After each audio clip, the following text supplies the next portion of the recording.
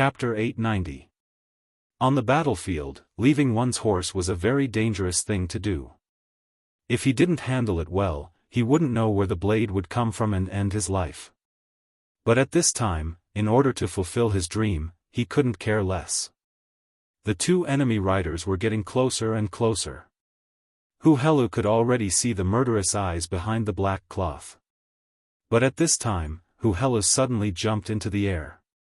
Then he turned around and slashed at the back of the head of the unprepared elite Tatar rider. The pincer attack of the two elite Tatar riders was blocked because of Hu Helu's sudden jump. Not only that, but the back of the head of one of the elite Tatar riders was cut. The sharp blade fell and half of the head was chopped off. Blood flowed out and the elite Tatar rider fell from his horse.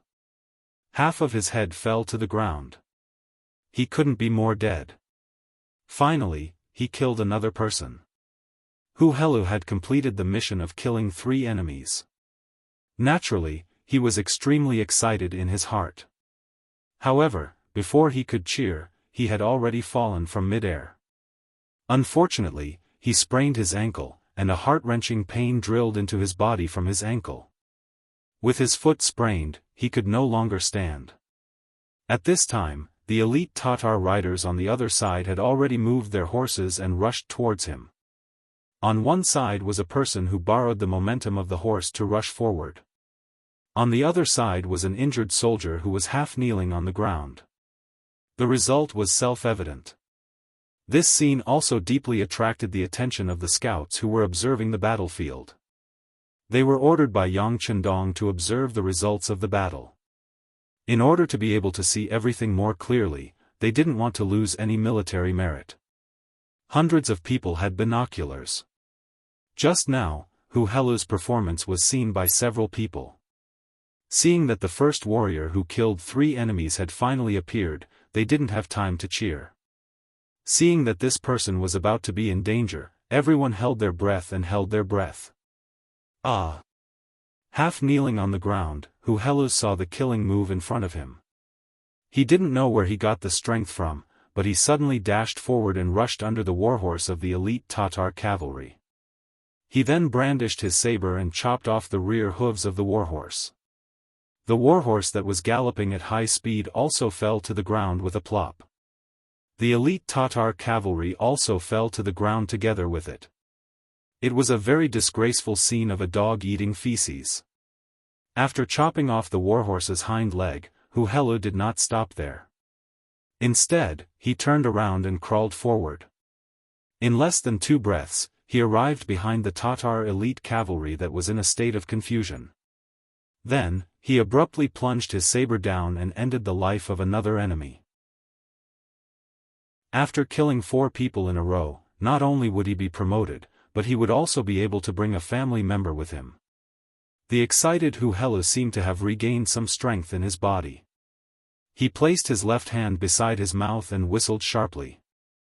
The horse in the distance heard the sound and came over. He then jumped onto the horse and turned around to head back to the mercenary base camp. Catch him! Seeing that someone had killed 2 of their companions, the 4 elite Tatar riders showed anger and rushed over.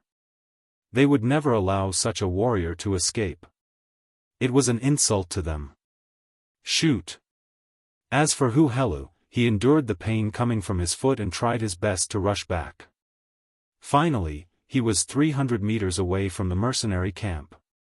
4 gunshots rang out and hit the feet of the 4 elite Tatar cavalry who wanted to rush over.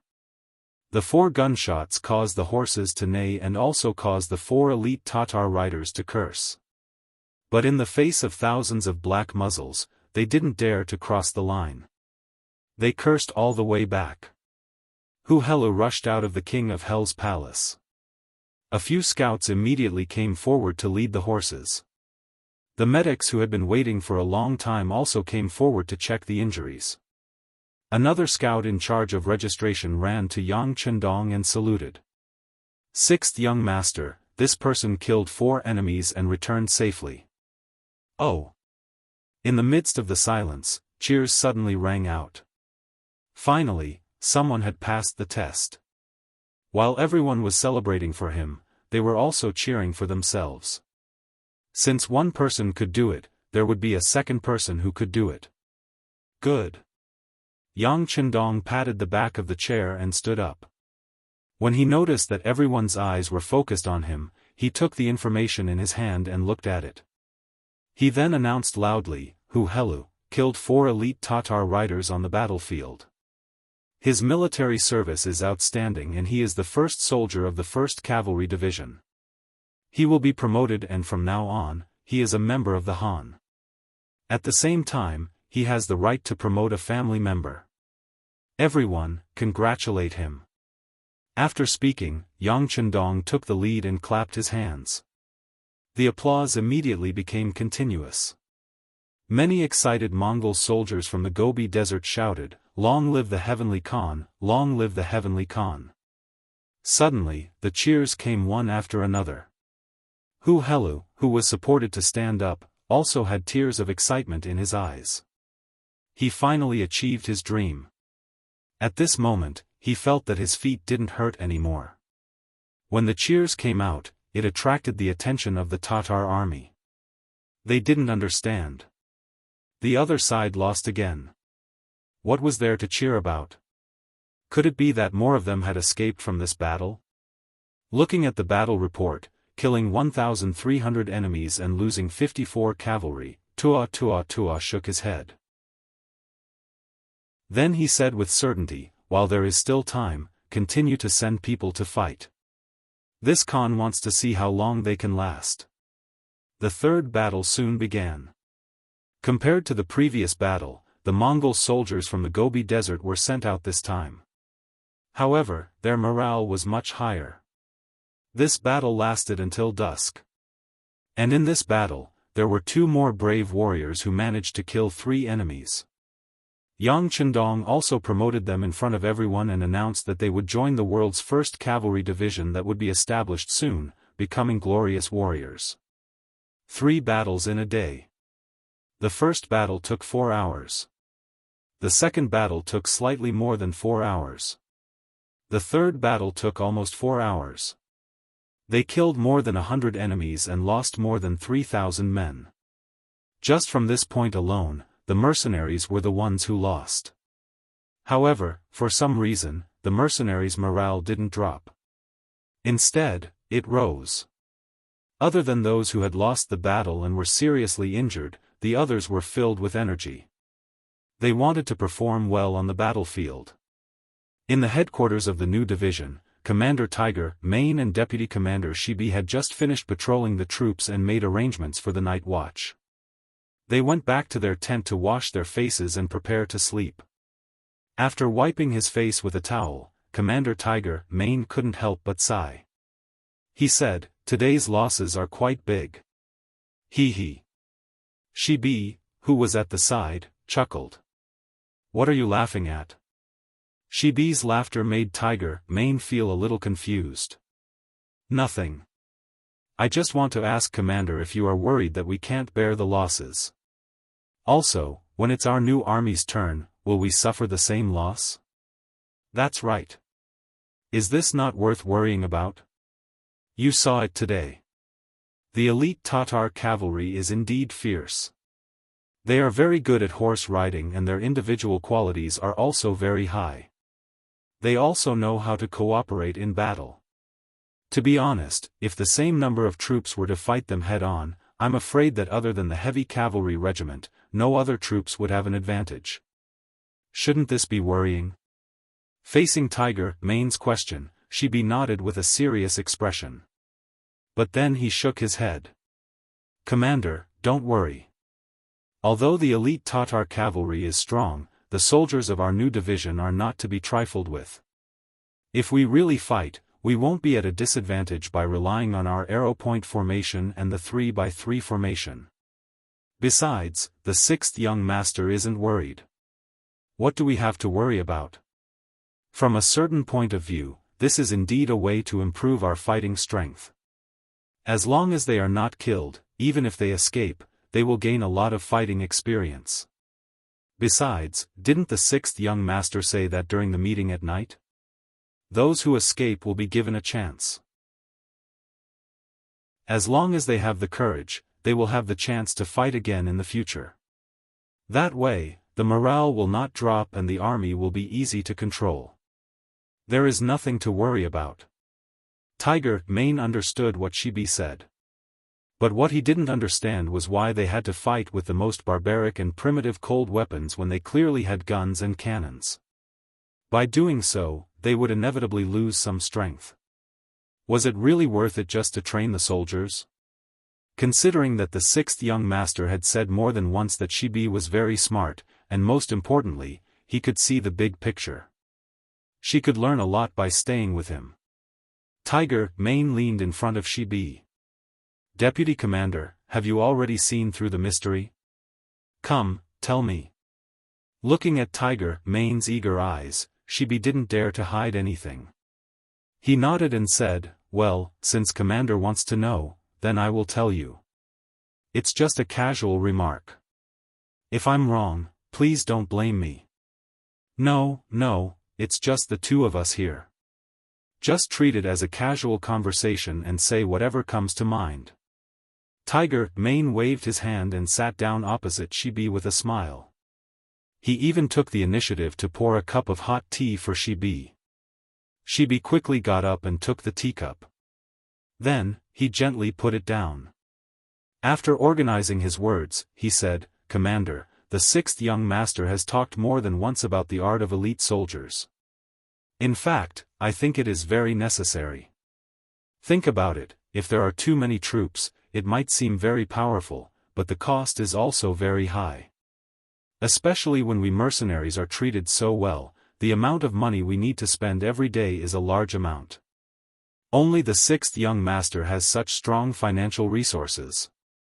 If it were other people, I'm afraid they wouldn't be able to last a day. Chapter 891. Yes, it's true that we mercenaries can fight, and our morale is the strongest. However, when it comes to treatment, I can't deny that. Tiger's Mane nodded. This was also why he admired Yang Chendong. With money, he would not forget to give his brothers as much benefits as possible. This way, everyone would work harder in battle. This would form a virtuous cycle. Seeing Tiger's Mane nod in agreement, he continued, however, it takes money to feed the army. Even if the sixth young master is rich now, once the scale of the army expands to a certain extent, the pressure will not be small. At this time, the combat power of the army will become the key. How to maintain the combat power of the army without increasing the number of people in the army will become a problem that the leaders have to consider. Yes, go on. Tiger's Mane nodded. He agreed with this point of view. That's why we have this practical training. Think about it, we chose the strongest elite Tatar cavalry this time. If we can even pass their test, then our current army will be a powerful one. Of course, there will definitely be casualties in the process.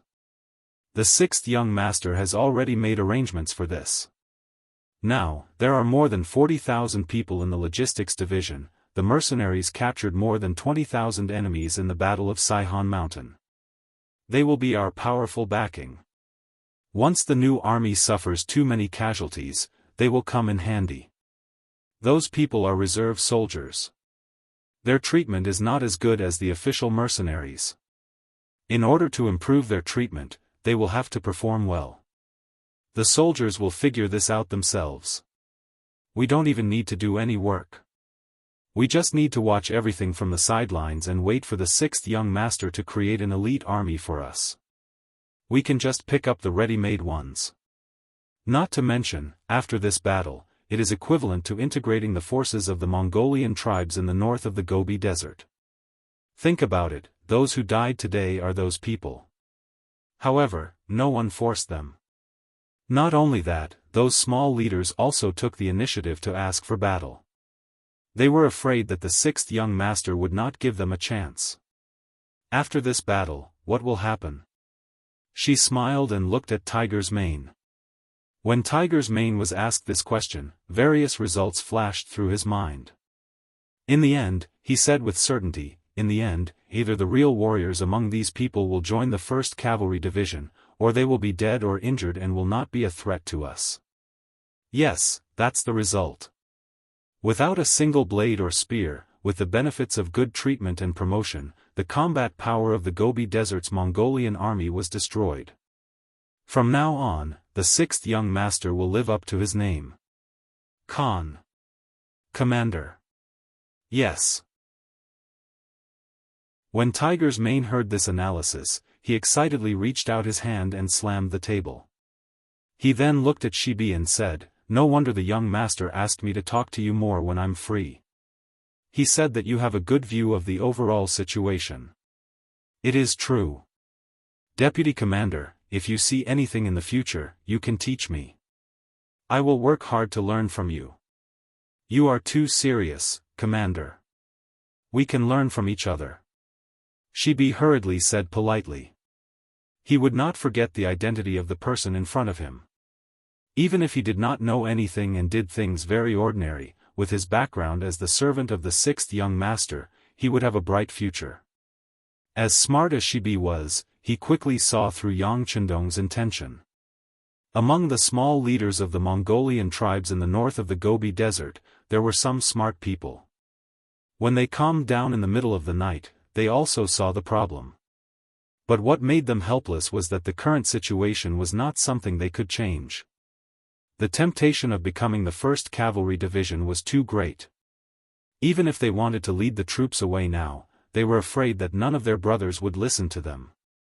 Not only would their brothers not agree, but they also wanted to perform well and fight for a future. Speaking of which, they were the small leaders of the tribes, but they were only the leaders of a few hundred or 1,000 people. They were young and had some ability now, so the people in the tribe would listen to them.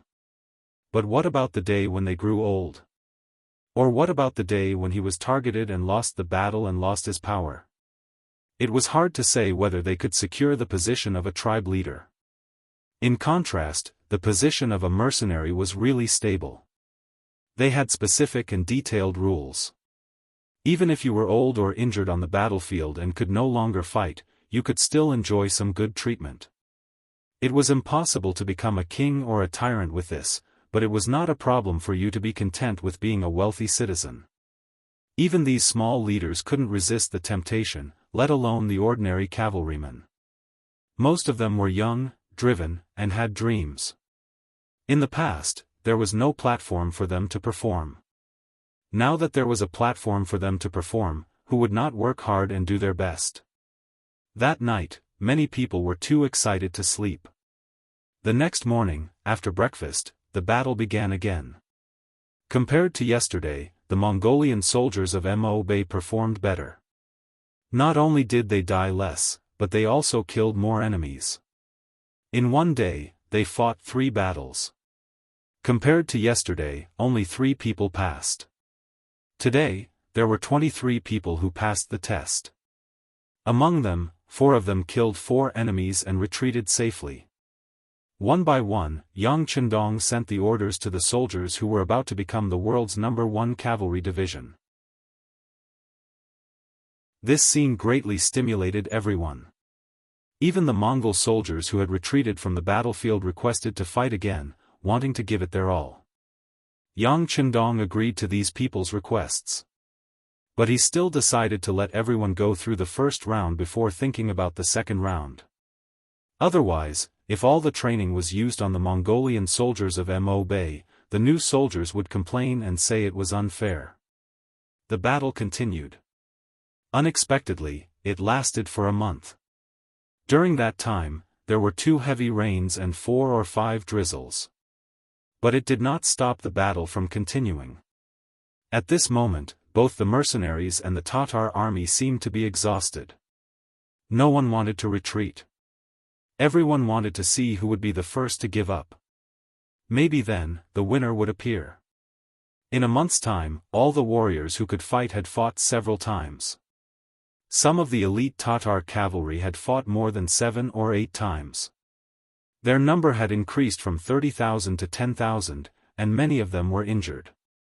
As for the mercenaries, their losses were not small. 30,000 of their 50,000 soldiers were killed or injured. This was because Yuan Heping had set up a hospital near the battlefield to ensure that the injured soldiers could receive good treatment and recover quickly as long as their injuries were not too serious. Of course, after a month, the results were very significant. The prototype of the world's #1 cavalry division had been formed. More than 5,000 people had passed the assessment. The best performance was the Tatar division commander Su He and the old student Tian who had studied in the Yang family academy. The two of them had killed 9 enemies at once. This was a record that no one else could break. Su He could be considered a general. He used to be a member of the Tatar army. He was regarded as one of Agar Dorji's most trusted subordinates. After joining the mercenaries, his performance had been good. He was promoted from a commander to a division commander. He had killed his way through mountains of knives and seas of fire. His achievements were not surprising. Who was Jianghu?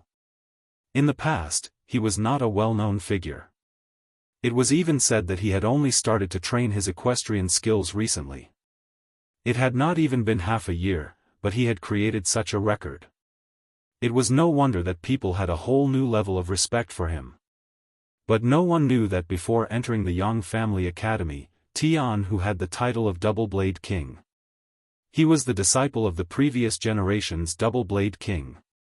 His speed was very fast. No one knew where he put his second blade and when he would strike. It was not an exaggeration to say that he appeared and disappeared like a ghost. Yang Chendong had once carefully observed how Tianhu killed his enemies. The speed at which he struck with his saber was extremely fast.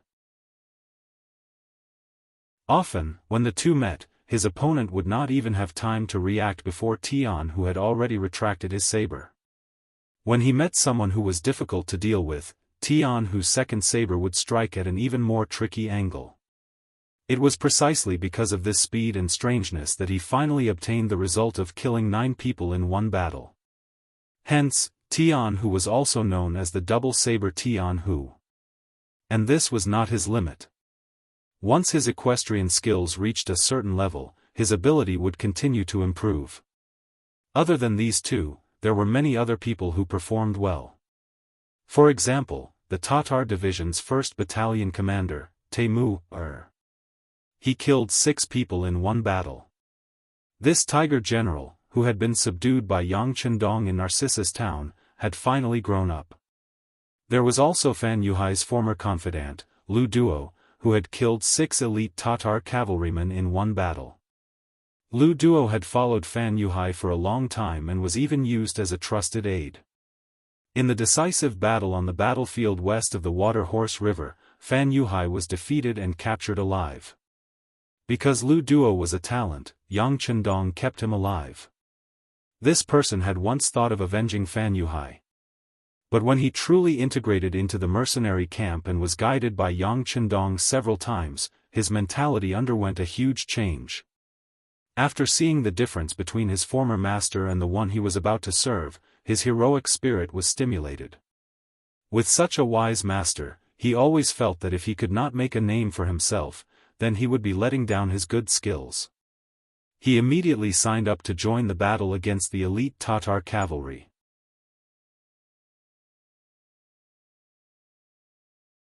Chapter 892. No matter what, Lu Duo was a captive general, not even a surrendered general. Whether he had the qualifications or not was finally reported to Yang Chendong. What was unexpected was that the 6th young master did not even think about it and directly approved it. In his words, Lu Duo was not a bad person, but he was affected by Fan Yuhai, which delayed his future. This kind of talent was naturally welcomed in the mercenary army. When these words reached Lu Duo's ears, he first burst into tears. Then, he took off his old battle suit and changed into the new military uniform that Yang Chendong had sent someone to deliver. He was using this method to formally bid farewell to his past. After that, he joined the battle with enthusiasm and hot-bloodedness. Not bad, he relied on his extraordinary combat strength to obtain the achievement of killing 6 enemies, becoming one of the most outstanding people. Other than that, most of the time he killed 5 or 4 people, and most of the time he killed 3 people. The elite Tatar cavalry was indeed the elite Tatar cavalry. Their fighting strength was valiant, and their individual qualities were strong. Even in a chaotic battle, they could maintain a good formation. If it was a one-on-one battle, even 50 to 60,000 Mongol soldiers would not be their opponent. It was even possible that the result would be a great defeat. More than 5,000 elites had been completely picked out. The rest were either injured or not strong enough. In this kind of situation, it was difficult to pick out any more elites. When all the information was placed in front of Yang Chendong, he first took a deep breath, then slowly closed his eyes and leaned back on the chair. At the same time, his right finger gently tapped on the armrest of the chair. Seeing this, Yang Lu hurriedly retreated. Those who knew Yang Chendong knew that whenever he did this, it was when he was thinking about something important. In the main tent of the Tatar army, after a month, Tua Tuo's face was no longer as arrogant as before. The aura of disdain on his body was also restrained. Although he had won every single one of the 100 battles he had fought, the lack of military strength was finally showing. He wasn't like Yang Chendong, who had 20,000 allies from the Mongol tribes and didn't have a logistics division with 40,000 troops as backup. He only had 30,000 elite cavalry, and after a month of fighting, he was starting to show signs of exhaustion. The remaining 10,000 elite cavalry were no longer as valiant as before due to the continuous battles over the past few days. Most of them were injured and they could not even use 70% of their original strength. If this continued, it would not be long before they were completely annihilated. Although he did not want to admit it, it was the truth. It was not something that would not exist just because he did not want to admit it. Thinking about how he had come with great ambition and had lost so many soldiers, he looked coldly at Meng Ku and Hubo and said, "You two, tell me, are we going to continue fighting? We can't. If we continue like this, we're going to lose everything. These mercenaries are just using us as whetstones to train their troops." Hubo was waiting for Tua Tuo's words to finish as she spoke with a tearful tone. At the start, they had not seen through the intentions of the mercenaries. They had only thought that if they continued like this, the mercenaries would not have enough manpower. Even if they had reinforcements, after losing so many battles, their morale would be at an all-time low. As such, it was time for them to retaliate. Once an army lost their morale, even if they had advanced weapons like guns and cannons, they would not be able to display their full strength. As such, not only would they be able to defeat the mercenaries, but they would also be able to use these weapons for themselves.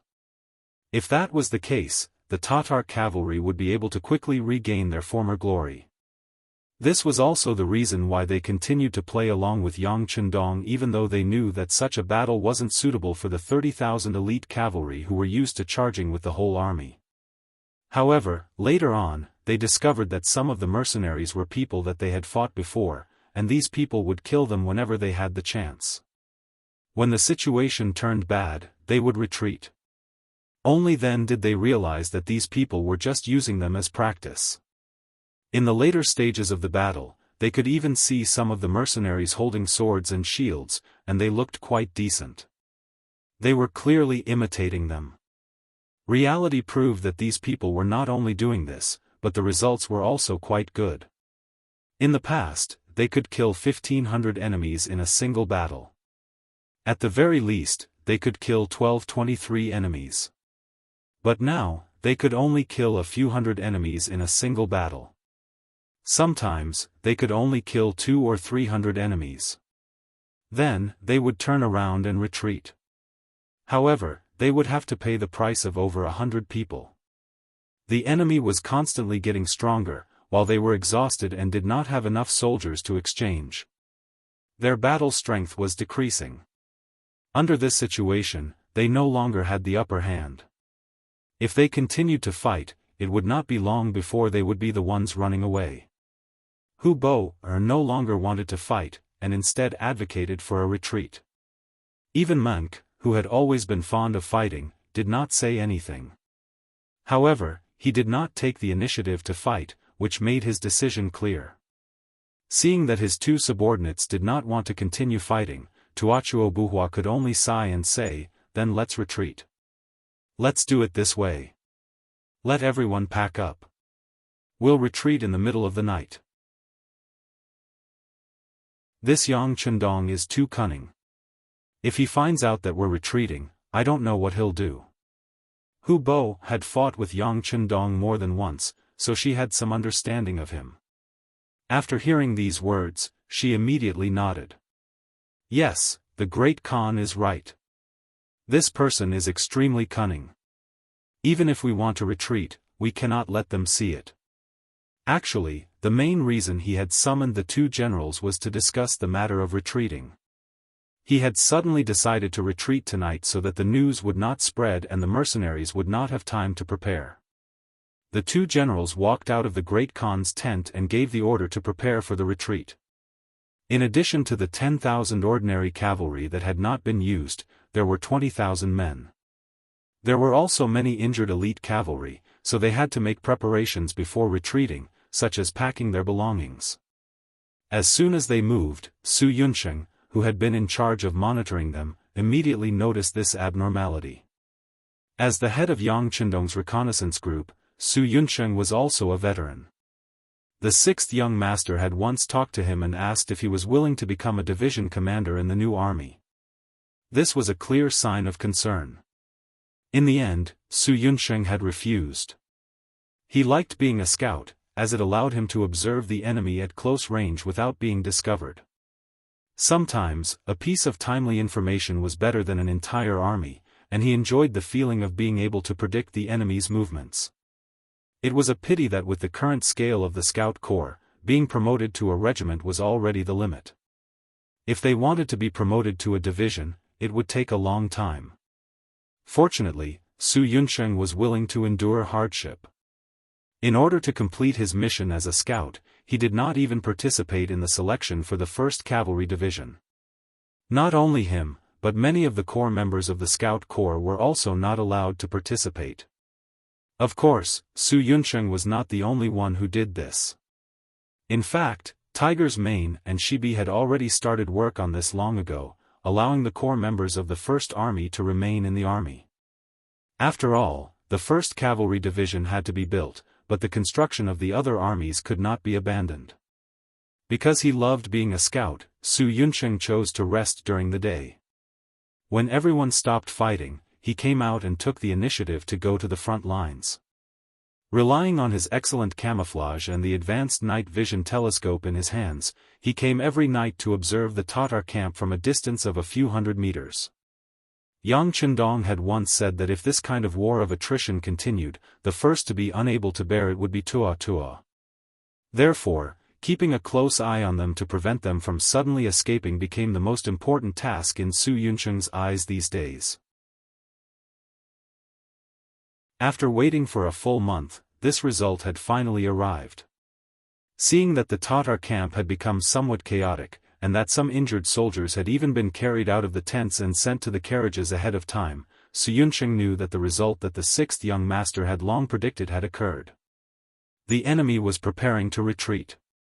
Leaving behind the other scouts to continue observing the situation, Su Yunsheng turned around and rode back to the mercenaries' main tent. He reported the situation to Yang Chendong. After suddenly hearing Su Yunsheng's report, Yang Chendong immediately had his servant Yang Lu gather all the generals. The time for an all-out counterattack had arrived.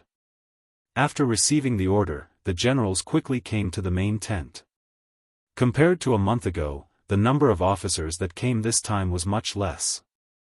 First of all, the small leaders of the Mongol tribes had disappeared. They had either passed the test and joined the 1st Cavalry Division, or they had been sent back to their tribes with heavy injuries, or they had simply lost their lives on the battlefield. In short, after this battle, the military strength of the Mongol tribes had become extremely weak, and they were no longer a threat to the mercenaries. The generals came and stood in front of Yang Chendong in 2 cases. Orders were also issued from the mouth of the 6th young master. The scouts at the front lines have sent news that the Tatar army is preparing to escape. Finally, it is time for us to launch an all-out counterattack. I believe that everyone must have been holding back in their hearts, and now is the time for everyone to release and vent. Now, I order. The Ferocious Tiger Regiment, Heavy Cavalry Regiment and the 1st Cavalry Division will form a joint force and charge forward. We must break through the enemy's camp in one blow. The Light Cavalry Regiment and the Scouts Regiment will follow closely to the left and right of the army, and protect the flanks while holding back the enemy. There are still 20,000 enemies left, and we must think of a way to destroy them. At the very least, we must destroy their main force. From now on, there will be no more Tatar tribes on the grasslands. Does everyone have the confidence? Yang Qindong looked at the generals and asked with a resolute expression.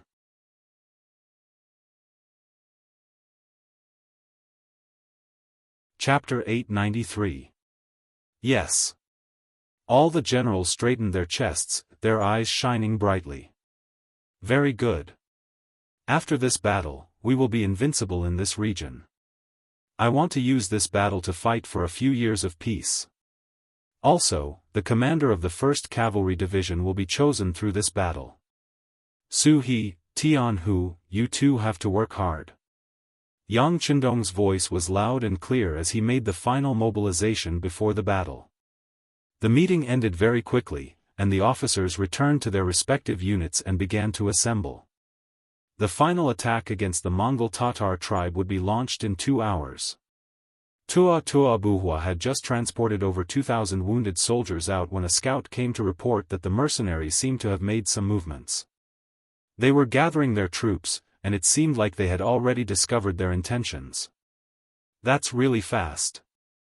When Tua Buhua heard this, his face became very ugly. He knew that a final battle was unavoidable, but he did not expect it to happen at this time. It must be said that this loyal duke really knew how to pick a time. Give the order. 10,000 cavalry will stay behind to block the enemy. No matter what, they must hold on for 3 hours. When the sun rises, they can retreat. The other 8,000 cavalry will retreat with me. As long as we are here, the Tatar tribe will not fall. Tua Buhua immediately made a decision, and his determination to retreat did not waver. As long as he retreated this time, with the strength of his family, he would one day rise again. At that time, he would definitely take revenge for today's enmity. Although the 10,000 ordinary Tatar cavalry did not want to retreat, they did not have any other choice. The matter was temporarily settled like this. Those who should retreat retreated, and those who should prepare, prepared. It must be said that this arrangement was not wrong, but Tua Buhua had overestimated the 10,000 cavalry he had left behind. He had also underestimated the strength of the enemy. This time, Yang Qindong had sent out all the elite troops. Whether it was the Ferocious Tiger Regiment, the Heavy Cavalry Regiment, or the newly formed 1st Cavalry Division, they all had extraordinary fighting strength. One cavalry could even be used as a few people. In the face of such a powerful force, not to mention 10,000 ordinary Tatar cavalry, even 10,000 elite Tatar cavalry would not be able to stop them. When the 3 main forces of the mercenaries appeared in front of the Tatar army, they were like a tornado. First, there was the sound of gunfire, riddling the formation of the Tatar cavalry with holes. Then, the Heavy Cavalry Regiment appeared. They used their 3-meter-long broadswords to sweep through the army, taking away the heads of many enemy cavalry. The last to appear was the world's 1st Cavalry Division. When the 1st Cavalry Division appeared, they fully demonstrated what it meant to be unstoppable and unstoppable. Wherever they passed, the only sounds that could be heard were the howls of the Tatar cavalry and the sounds of weapons being thrown to the ground in surrender. There was nothing to be done. After a month of grinding with the world's strongest cavalry, all the members here were the most elite cavalry. Their fighting strength was extraordinary, and their strength was terrifying. They were even stronger than the previous Tatar cavalry. How could these ordinary cavalry stop them? The 10,000 enemy cavalry that was supposed to resist for 6 hours and hold out until dawn did not even last for 2 hours. The Tatar cavalry was completely defeated. They were either killed in battle or taken captive. The three armies did not have the slightest intention of stopping for the kneeling Tatar cavalry. They continued to rush forward, leaving them for the new army to clean up the battlefield. What they needed to do was to catch up with Tua Buhua and leave his life on this grassland. When the news of the 10,000 cavalry being defeated reached the ears of Tua Buhua, who was retreating, he actually thought that he was hallucinating. In the past, he had won every time with 2,000 against 2,000. Now that he had sent 10,000 cavalry, how could they be defeated so quickly? Although ordinary cavalry could not compare to elite cavalry, even if there were 10,000 pigs, they would not be able to catch all of them in 2 hours. The situation was very dangerous. Once the mercenaries caught up to them, they would be no match for them with their low morale. It was not impossible for them to be completely wiped out. Tua Buhua's gaze fell on Hubo, and Monk. Great Khan, I'll stay behind. As for you guys, run as far as you can. If you really can't, don't care about the injured soldiers. Just leave them here to fend for themselves. I only hope that the Great Khan will be safe. There is still hope for our tribe. Hubo knew that there was no time and made the decision to die to stop the enemy. He had lost many battles in the past, but the Great Khan did not punish him. Just because of this, he would repay the Great Khan with his life. Tua Buhua was a person of great importance and knew that this was not the time to be pretentious. He reached out and patted Hubo's shoulder. Okay, you take care too. I'll leave you 5,000 elite cavalry. No matter what, you have to stop the enemy. Great Khan, 5,000 is too much. Just leave 2,000 for me. Hubo still wanted to decline.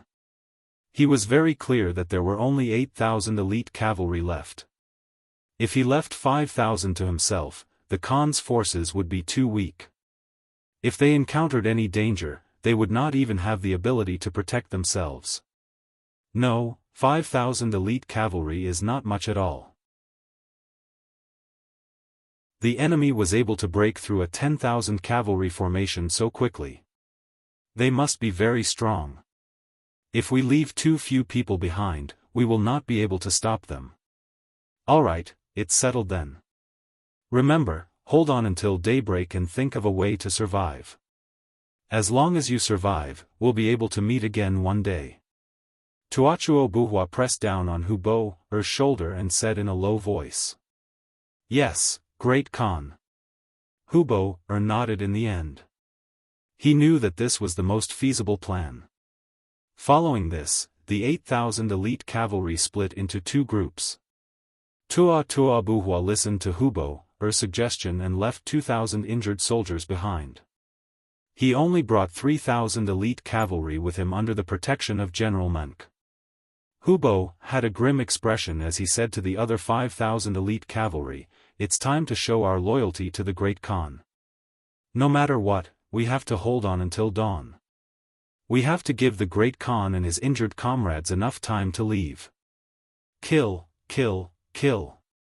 The 5,000 elite cavalry seemed to know that this might be the last battle of their lives.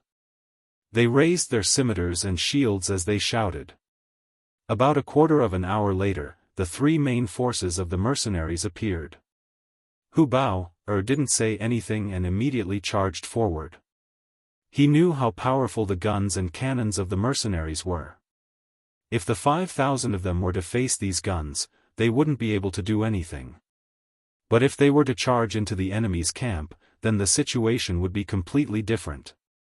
They would be able to restrict the enemy's movements. In truth, it was not that Xiao Feng's ferocious tiger regiment did not want to fire. It was just that the Windchaser regiment, Su He, and Tian who did not give them a chance to fire. They knew that this was the elite cavalry of the Tatar Empire. They wanted to win fair and square, and not rely on external forces. Just like that, an extremely intense battle began.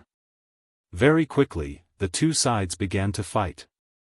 In the night, saber against saber, saber against saber, saber against shield, the sound of which rose and fell, lingering in one's ears. The soldiers of the 1st Cavalry Division who had been through life and death situations were all elites. They were all soldiers who had killed at least 3 elite cavalrymen on the battlefield. Now that the enemy no longer had the advantage and was only fighting one-on-one, they had the advantage from the start of the battle. They slaughtered their opponents until they were thrown off their horses. This was a testament to their strength and the might of the 1st Cavalry Division. Su He and Tian who chose to charge forward continuously. One was brave and fierce, while the other was sharp with his scimitars. Wherever they went, one elite Tatar horseman after another was cut down from their horses as if they were chopping melons and vegetables. In one breath, they had killed at least 5 or 6 people. Su He and Tian who had unknowingly gathered together. After the two of them looked at each other, Su He opened his mouth and said, "These elite cavalrymen have good foundations. It would be a pity to kill them all. Why don't we have a competition to see who can capture more?" "Sure," Tian Hu said, keeping his words to himself. In the past, when he was in the Yang Academy, he was a taciturn person. Unless he asked someone a question or someone asked him a question, he would not say a word. At some point, the news that the two generals had stopped killing and had started to compete to capture captives had spread. The first to stop attacking was the fierce Tiger Regiment. They set up a defense around the battlefield to prevent the enemy from escaping. Then, they raised their torches to light up the area. They wanted to witness this historic moment. Next, the Heavy Cavalry Regiment also stopped attacking. They also raised their torches to light up the battlefield. They wanted to see who would become the commander of the 1st Cavalry Division. Only 5,000 soldiers of the 1st Cavalry Division remained. They had also been influenced by the two generals. They stopped killing and started to capture captives alive. After a round of fighting, only 2,000 of Hu Bo's 5,000 elite cavalrymen were left. They were already prepared to fight to the death, but when they saw that the other party had suddenly stopped and changed from a murderous aura to wanting to capture them, they were all infuriated. A soldier could be killed, but not humiliated. This kind of action was looking down on them, and completely infuriated them. Under the lead of Hu Bo, the 2,000 elite cavalrymen began to counterattack again and again. They were inferior, so what if they had a lot of blood? Facing the cavalry of the 1st Cavalry Division, who were even stronger than them, even though they attacked like crazy, the results were not good. Not only were they unable to do anything to their opponents, but they also expended their energy faster. In the end, most of them were captured. Only Hu Bo, and less than 20 cavalrymen were left. On the side of the mercenaries, only Su He and Tian who were left.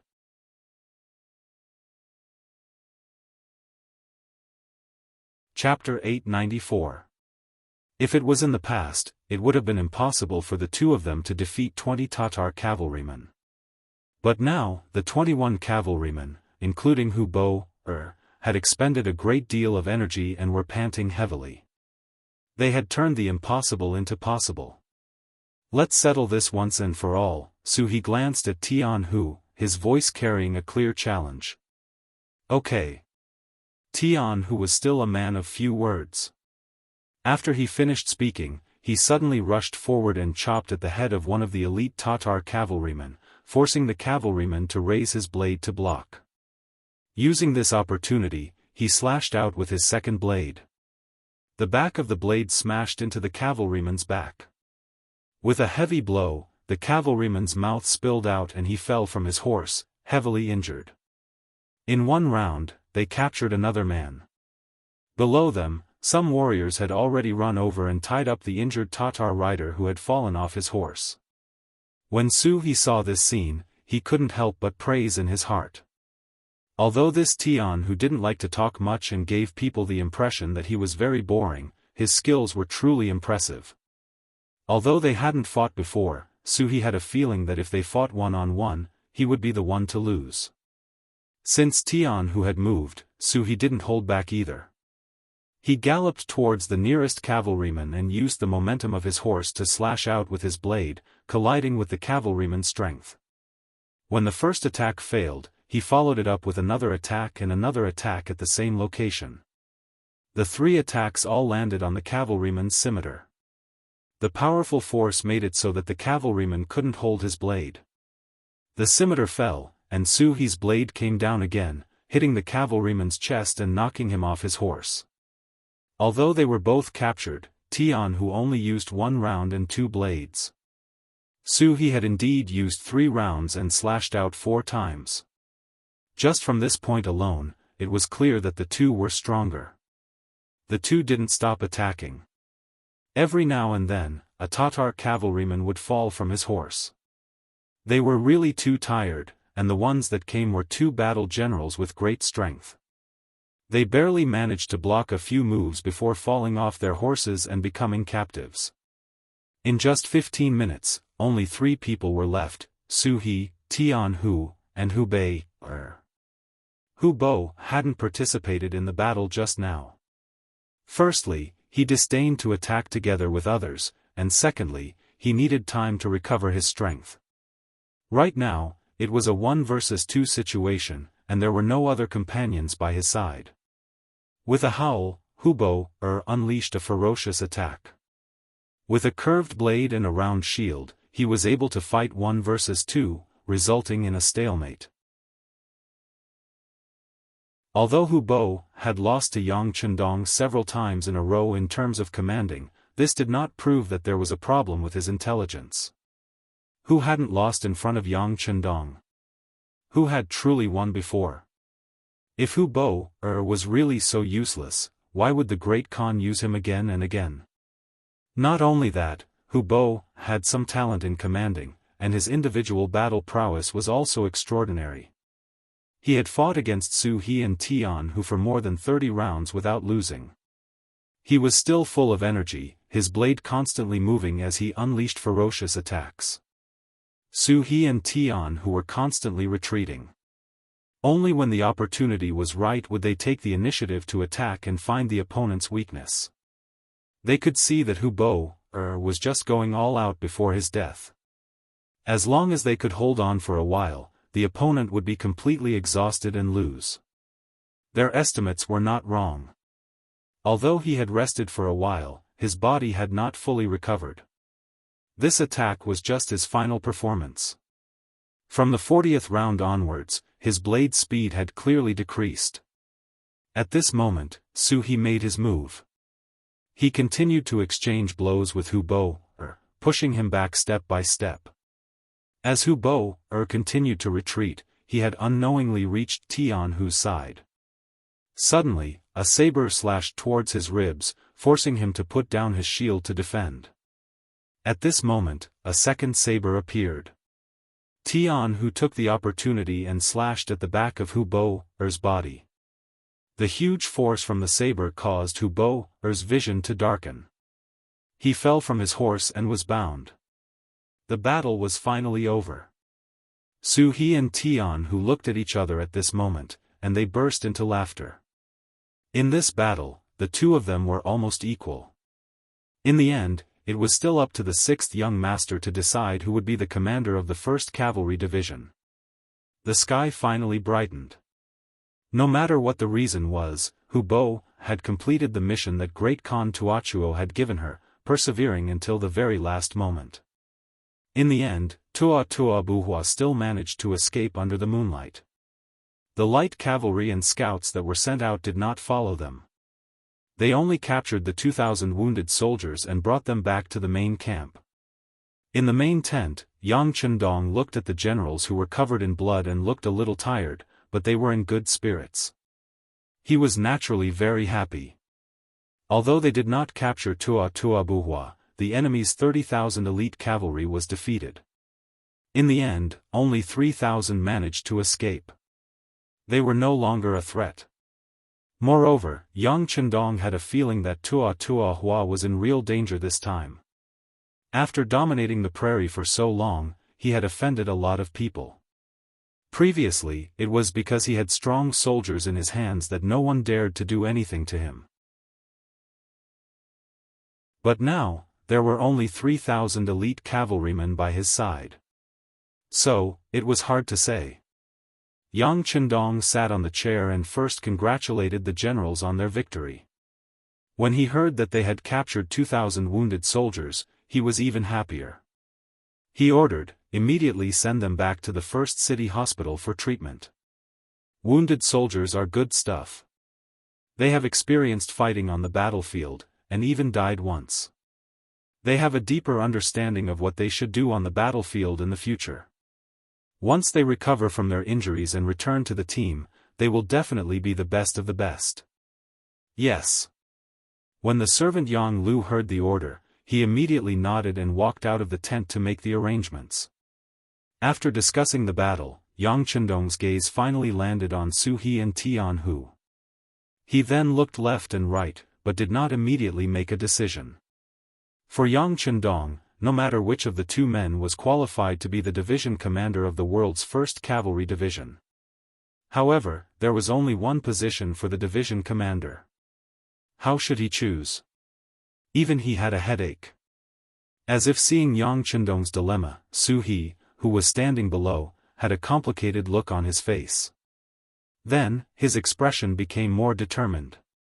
He stepped out of the group and first gave a standard military salute to Yang Chendong. Then, he said, "Sixth young master, I am willing to withdraw from the competition for the position of the 1st Cavalry Division's division commander." Oh. Why? Su He was willing to take the initiative to withdraw. This was really out of Yang Chendong's expectation. However, the 1st Army's commander Tiger's Mane and the deputy commander Shibi, who were standing below, let out a long sigh of relief. This was the result of their private efforts for a long time. Sixth young master, Tian, whose strength is very strong.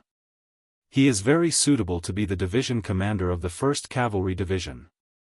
As for me, the Tatar division still needs me. Su He said concisely.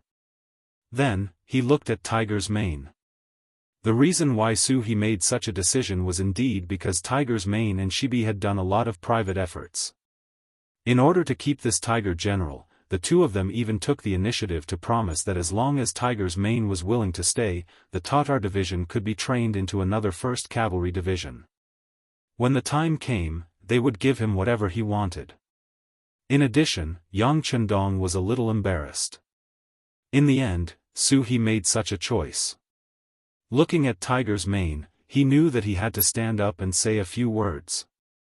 He stepped forward and said, "Young master, this time our new army's cadres have lost too many. Many people participated in the 1st Cavalry Division selection and joined it.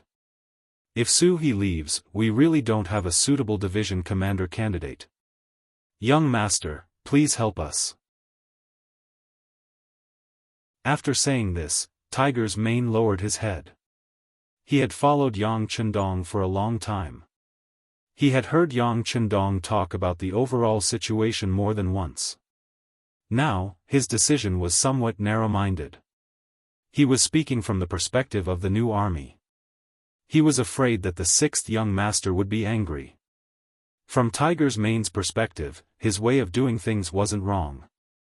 This time's actual combat training had indeed stimulated everyone's enthusiasm. Needless to say, the foreign race's soldiers had used all their strength in order to be promoted to the Han Dynasty. The Han Dynasty's soldiers had also worked hard for a hero card.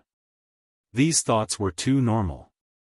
Even as the commander, Tiger's Mane couldn't stop them. He could only agree to the soldiers' requests. At the same time, he also talked to some of the core members. There was only one goal. Once they had gotten the benefits and proved themselves, they could go back. Although the world's #1 cavalry division is good, our new army isn't bad either, right? As for the commander's advice, some people listened, while others didn't. After all, everyone had the right to choose their own future. Tiger's Mane only talked to them and didn't order them. Even the 6th young master wanted capable people to join the 1st Cavalry Division. How could he dare to threaten them with orders? As a result, there were indeed quite a few people who passed the battlefield test and returned. However, there were even more people who didn't return. Because the majority of the people who passed the test were officers, the number of officers in the new army rapidly decreased. Su He was one of the people that Tiger's Mane and the deputy commander were willing to fight for.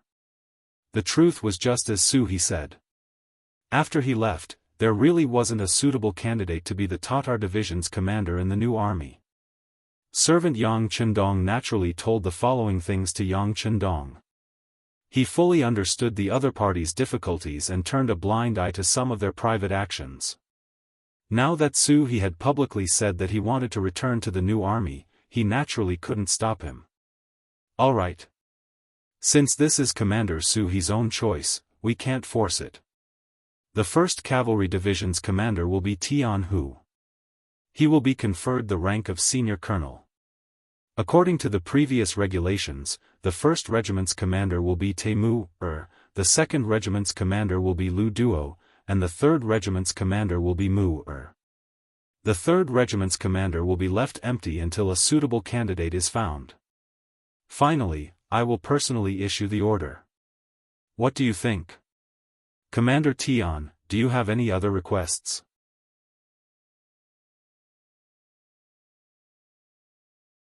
Chapter 895. Yang Chendong began to set up the framework of the 1st Cavalry Division. After that, the specific work would be completed by Tian Hu and the 2 newly appointed regimental commanders. Tian Hu, who had been called out, knew that he was going to be the 1st commander of the 1st Cavalry Division. Excitement finally appeared on his calm face. He suddenly knelt on the ground and raised his head to look at Yang Chendong. With a very respectful tone, he said, "Teacher, this student will definitely live up to your expectations." Most of the people who came from the Yang Chendong Academy were used to calling him Dean. However, there were also some people who performed well and were favored by Yang Chendong. They were specially taken care of and could be called teachers. Tian Hu was one of these people. It was natural for a student to kneel before a teacher. Yang Chendong didn't stop Tian Hu's actions. Instead, he said with a face full of praise, "Tian Hu, I'm handing over these elite cavalry troops to you. What I want is an army that can fight at any time, and win at any time. As long as you can do this, the logistics division will do their best to satisfy your needs. However, there is only one condition. If the combat strength of the troops is not good enough, I will hold you accountable as the commander. Teacher, don't worry. Since you've given this heavy responsibility to this student will definitely live up to your expectations. In the future, the 1st Cavalry Division will not disgrace this name. In the cold weapons battle, it will become the undisputed number 1 in the world." Tian Hu said as if he was making a promise. He wasn't hot-headed.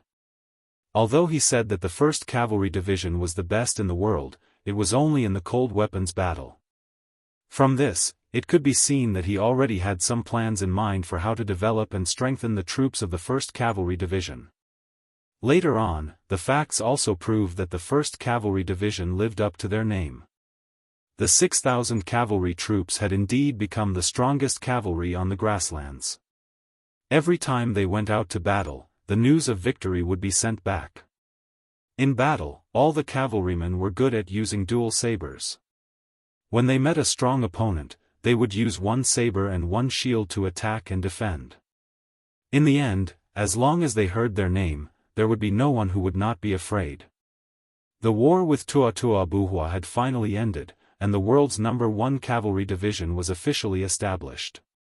The 1st Division commander was Tian Hu, the 1st Regiment commander was Temu, the 2nd Regiment commander was Lu Duo, and the 3rd Regiment commander was waiting to be appointed. When the news came out, Lu Duo burst into tears in his own tent. First, it was the captives. Then, it was the surrendered soldiers. Then, it was the battle to the death. Now, not only had he become the envied regiment commander, he had also become a member of the Han Chinese. From this moment on, he was truly reborn. The past had nothing to do with him anymore. Everything in the future would be a new beginning, and all of this was given to him by Yang Chendong. After crying loudly, Lu Duo walked out of the tent. He suddenly knelt down in the direction of the main tent, representing his excitement, emotions, and firm political determination. At the end of the battle, they brought the captives and put away the tents. The mercenaries returned to the beginning city in a grand and vigorous manner as if they had come from the outside. There was still a great news waiting for him here, but he was still unaware of it. The army returned to the beginning city. It was already August, and it was the hottest time of the year. The winter in the beginning city was really cold, but it was not without its benefits. At least, it was not so hot in the summer. In the Yang residence, the news of the sixth young master's return had already spread. Immediately, there was a big cleaning. Water was splashed everywhere in the courtyard. While cleaning the ground, it also had the effect of cooling down the temperature. When Yang Chendong stepped into the gate, a cool breeze blew on his face. Hee, good, good. Yang Chendong chuckled and prepared to go to the inner courtyard. He had not seen the three madams for more than a month, and he missed them very much. However, before he could take a step, the two maids had already bowed and greeted him with a sincere smile on their faces. Hello, sixth young master. The sixth young master has worked hard. Congratulations to the sixth young master. Oh. Congratulations to you too. Yang Chendong said indifferently. He thought that everyone was congratulating him because he had won the battle, so he did not care. However, when he walked all the way to the inner courtyard, everyone he met along the way would greet him and congratulate him. This made Yang Chendong feel that something was wrong. He did not know how many battles he had won, but it seemed that these maids did not care so much about it in the past. It wasn't until he arrived at the inner courtyard that he saw the second madam's maid, Xing, respectfully escorting a female doctor in a white robe out. His brows furrowed involuntarily and his expression became nervous.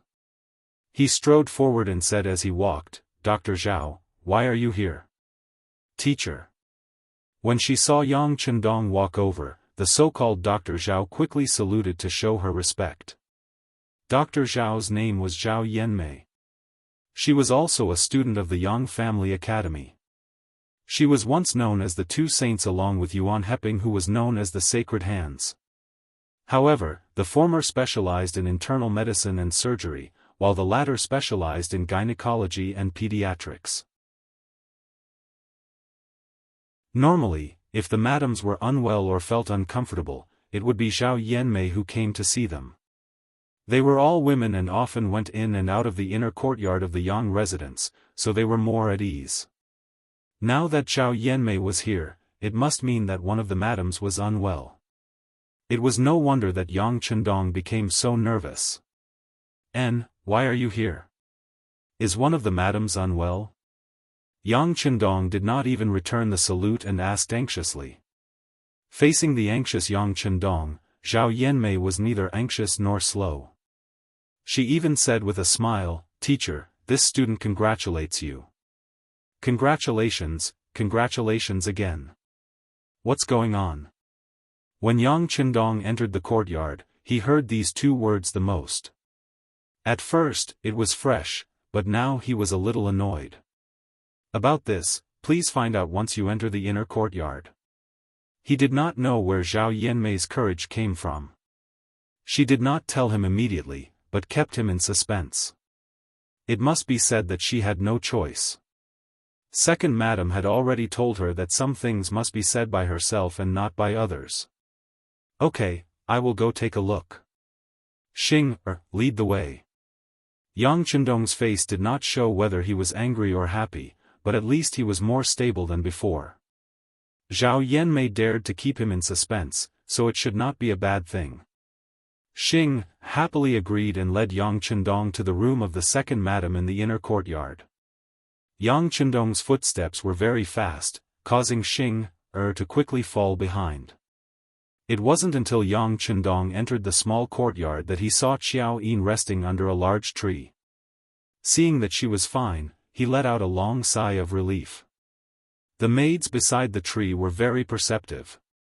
When they saw Yang Chendong appear, they bowed and paid their respects. They ignored the sixth young master and went in front of second madam. Holding her small hand, they asked with concern, "Xiao, I just saw Dr. Zhao leave.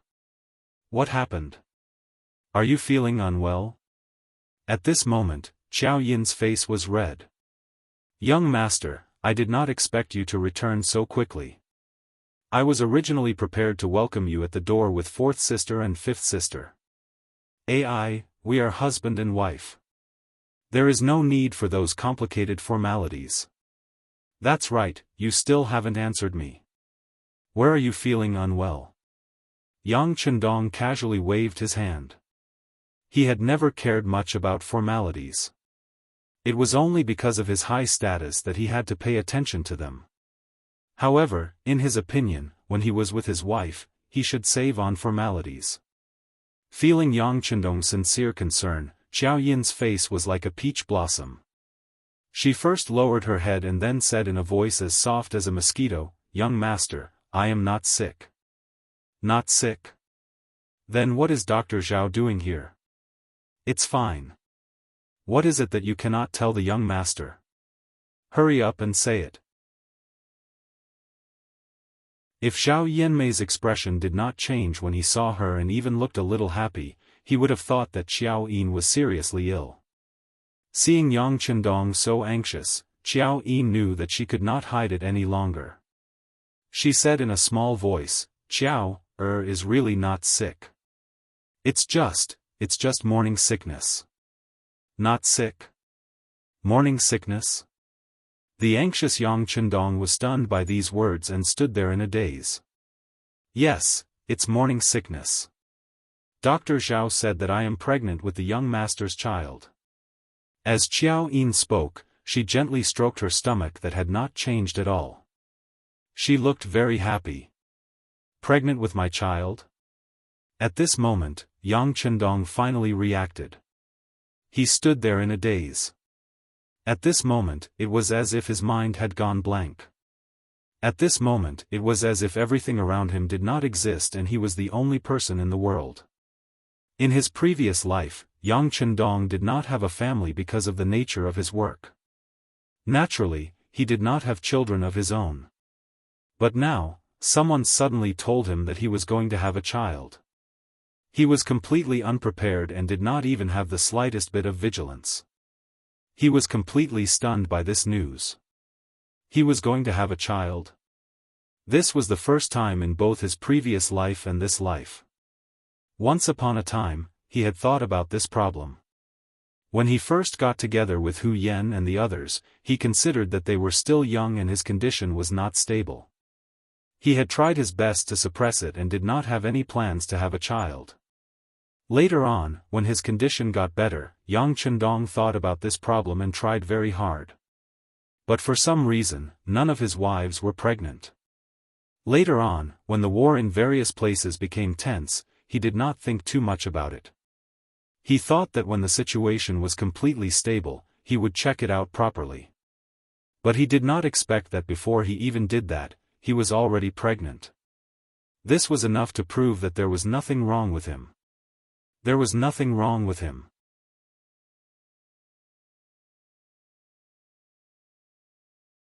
Chapter 896.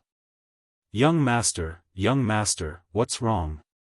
Don't scare Xiao, After reporting the good news, Xiao Yin had been waiting for Yang Chendong's reaction. However, she found that the young master stood there like a fool, neither happy nor sad. For a moment, she became anxious. "Young master, I don't know what to do. After all, eldest sister doesn't have a child yet, but I already have one. This really shouldn't be happening. If young master isn't happy, then Xiao, doesn't want it." As she spoke, Xiao Yin began to cry. She couldn't be blamed for being so agitated. Hu Yan, as the legal wife, didn't have a child yet, but she, as a concubine, had a child first. This was not allowed in many large clans. In fact, in order to protect the position of the legal wife, whether or not she could keep the child was another matter. The crying Xiao Yin finally woke Yang Chendong from his fantasy. When he saw that Xiao Yin was crying, saying that she was wrong, and talking about Hu Yan, he pulled her into his arms.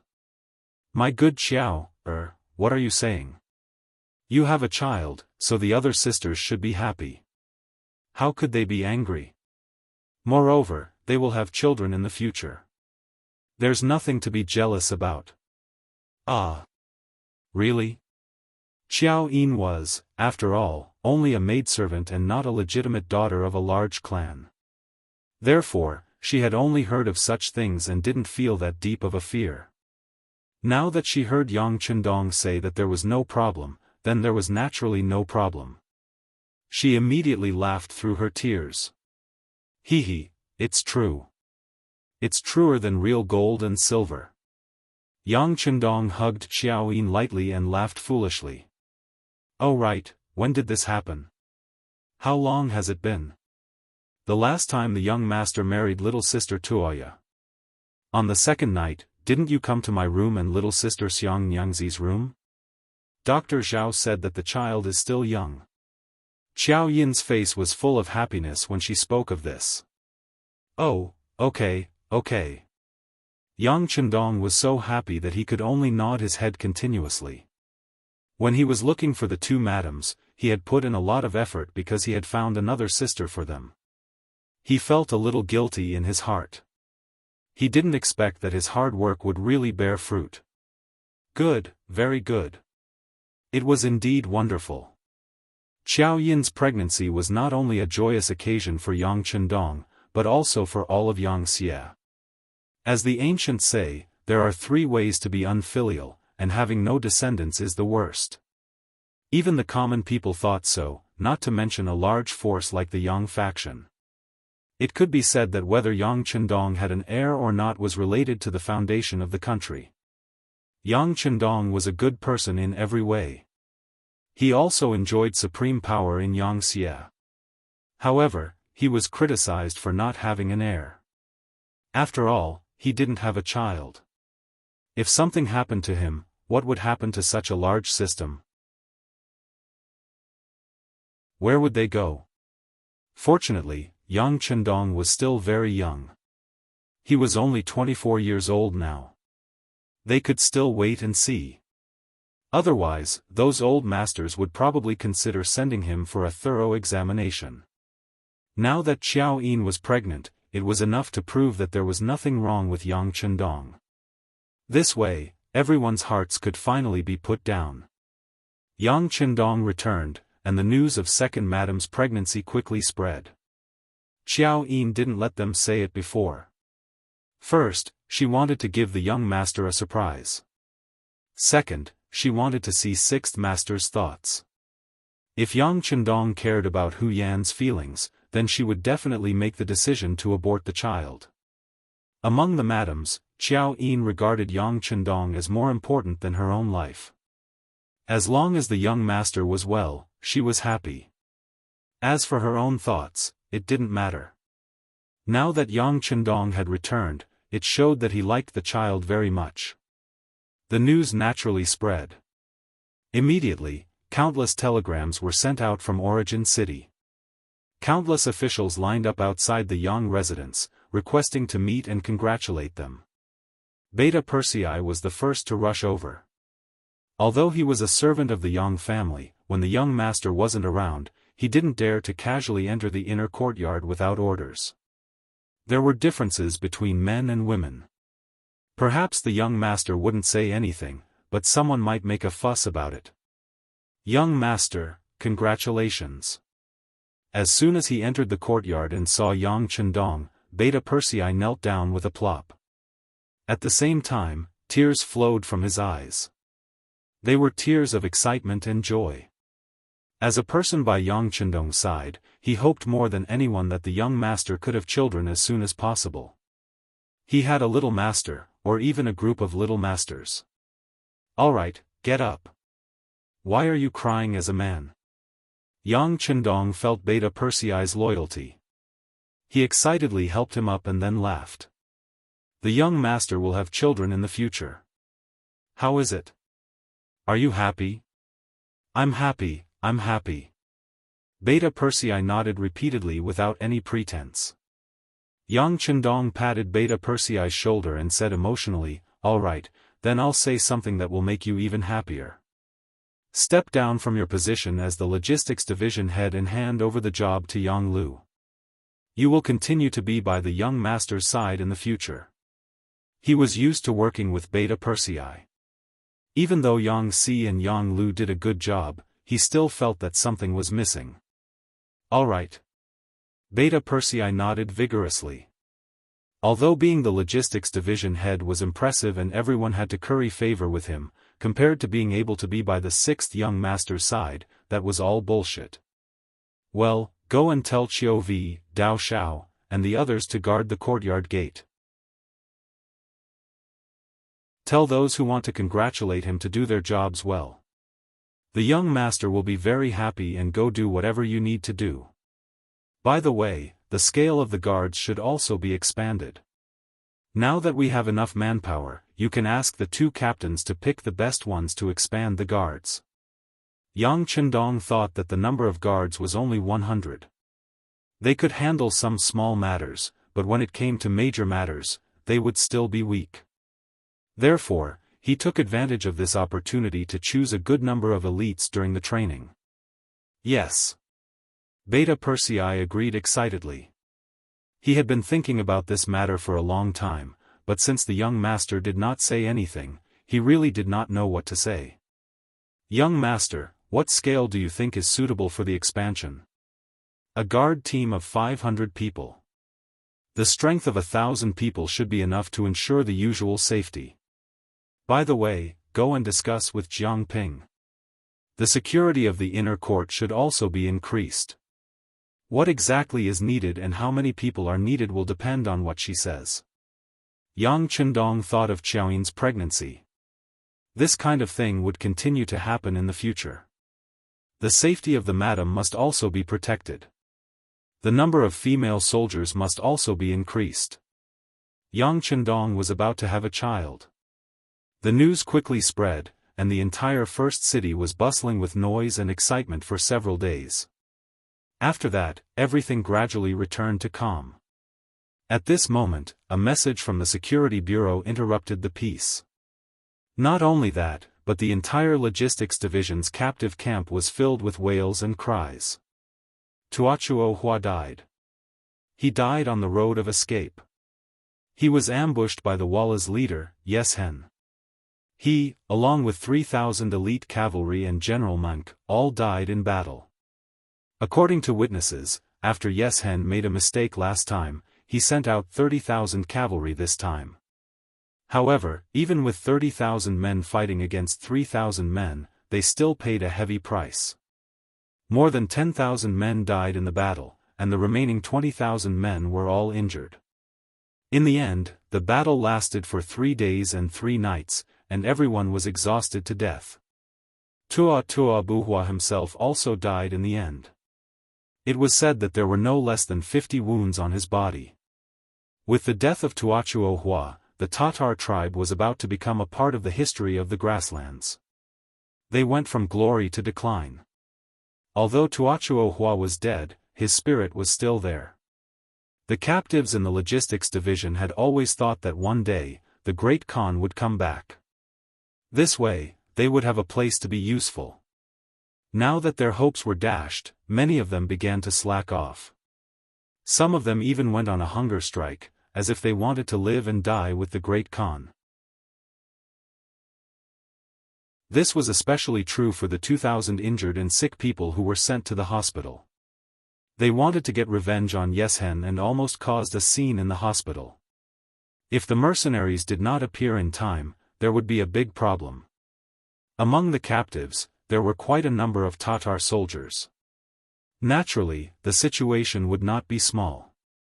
The officers had no choice but to report the situation to Yang Chendong. Not long after, Beta Persei personally came out and brought Hubo from the captive camp to the Yang residence. In Yang Chendong's courtyard, in the pavilion in front of the fake mountain, Yang Chendong and Hubo sat opposite each other. In front of them was a stone table with a steaming hot tea in the middle. Beta Persei and the first guard captain Xiao Vi were staring at Hubo to prevent him from jumping up and attacking. Remove the shackles and shackles. Yang Chendong casually ordered Beta Persei as he demonstrated his skills in the art of tea ceremony. Young master, this person's strength is not ordinary. Beta Persei wanted to remind him of something. However, Yang Chendong said in an unquestionable tone, "What's wrong? Is it because the young master has not moved for a long time that you have no confidence in the young master?" Beta Persei was reminded of the young master's abnormal strength. He walked up and used the key to unlock the shackles, freeing Hubo. Now free of her shackles, Hubo rubbed her wrists and smiled. This tea was personally brewed by the Duke of Loyalty. It must be delicious. Ha ha ha. As he spoke, he picked up a teacup. His originally smiling face suddenly changed. Then, the teacup was shattered, and a sharp piece of porcelain fell into his hand. He quickly slashed it in front of Yang Chendong. Bang! A figure suddenly flew out. Before Beta Persei and Xiao Vi could react, Hubo's burly figure flew out and crashed into the courtyard, his face covered in dirt. Yang Chendong was still sitting there as before. He held a teacup and slowly tasted the tea. The tea is not bad.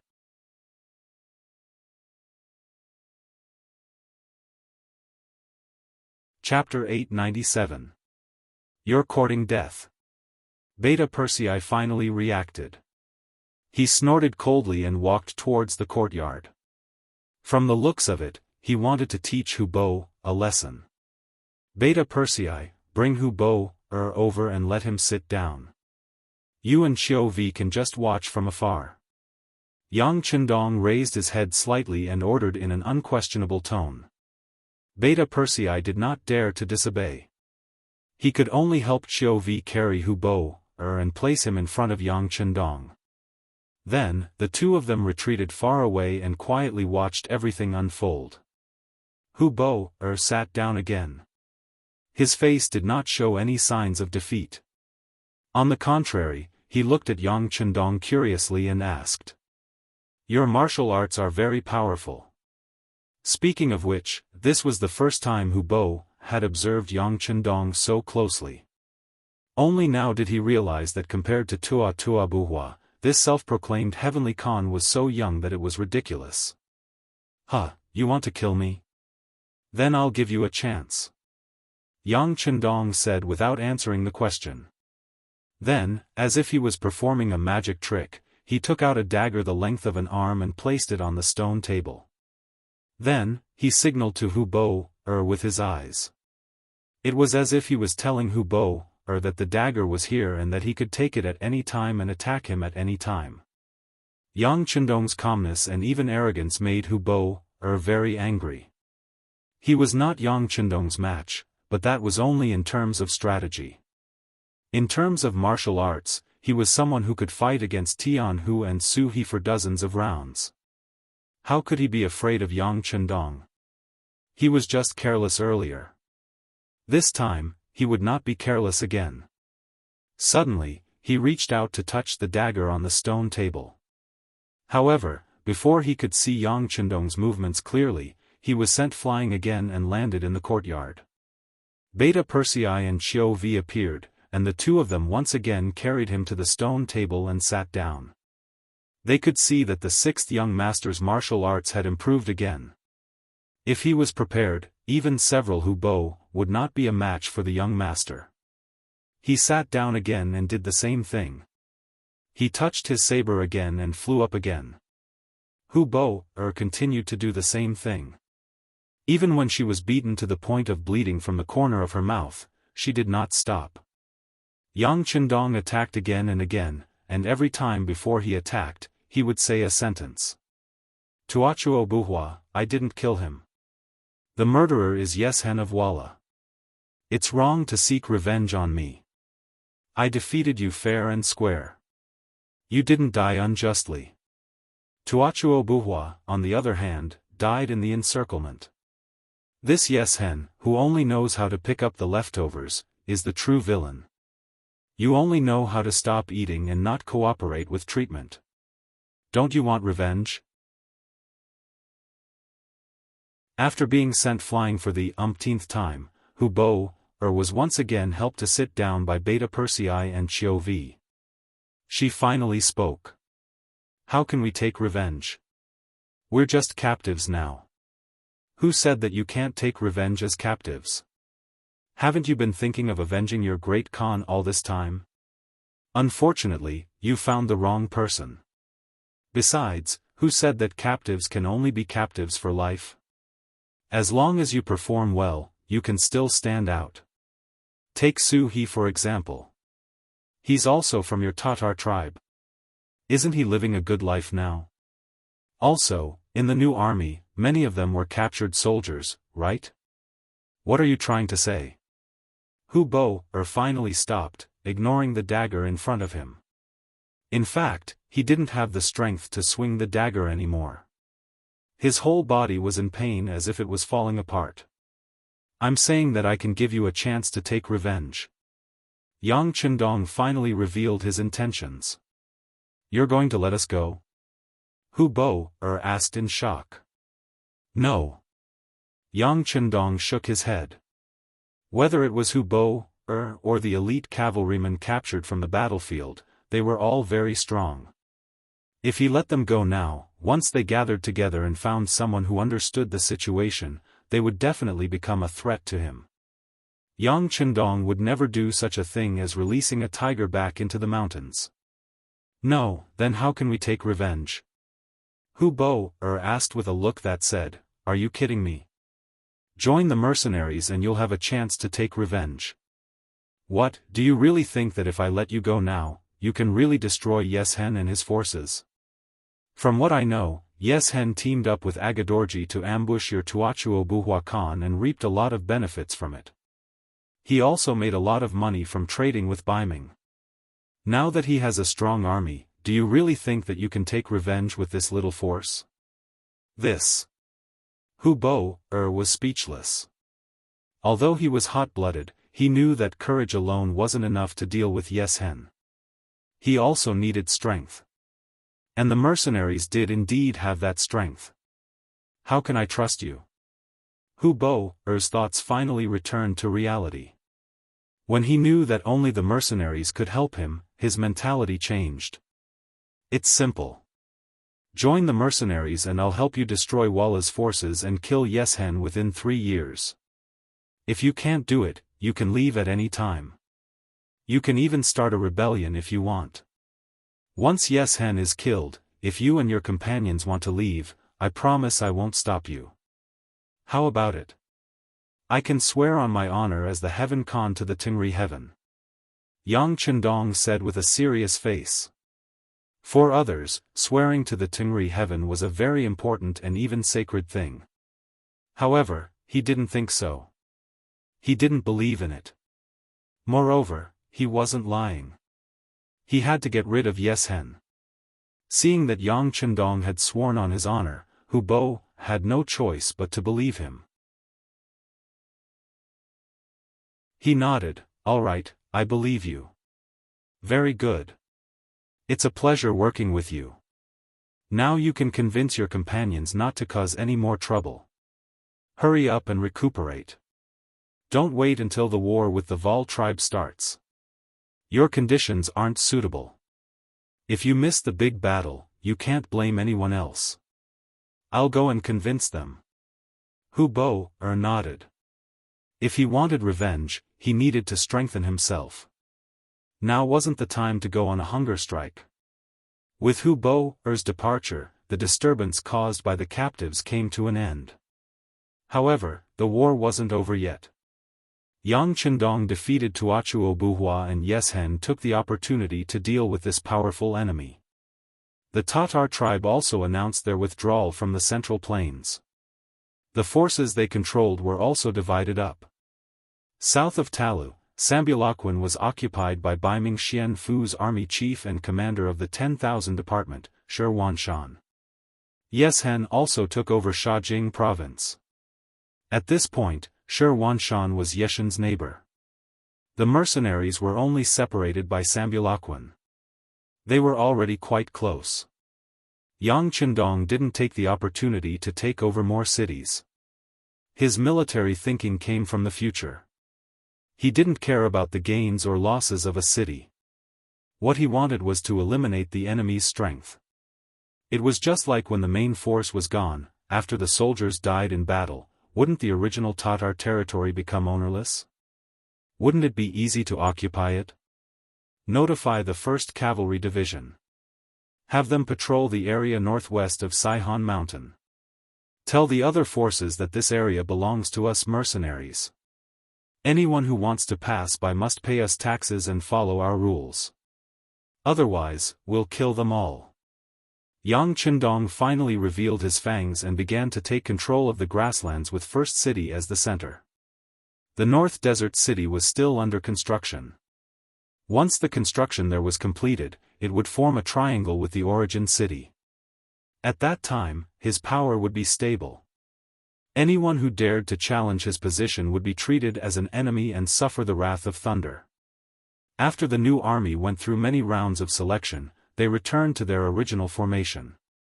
The number of people in the world's 1st Cavalry Division was not full yet. Division Commander Tian Hu and the 2 commanders carefully selected the people one by one. They were determined to create the strongest army in the world just like their names. The construction of North Desert City was still going on in an orderly manner. With Yang Si in charge of the overall situation, everything was going smoothly. After the Battle of Tuachuobuhua, the mercenaries' strong strength shocked all the people who had bad intentions. No one thought of provoking the mercenaries.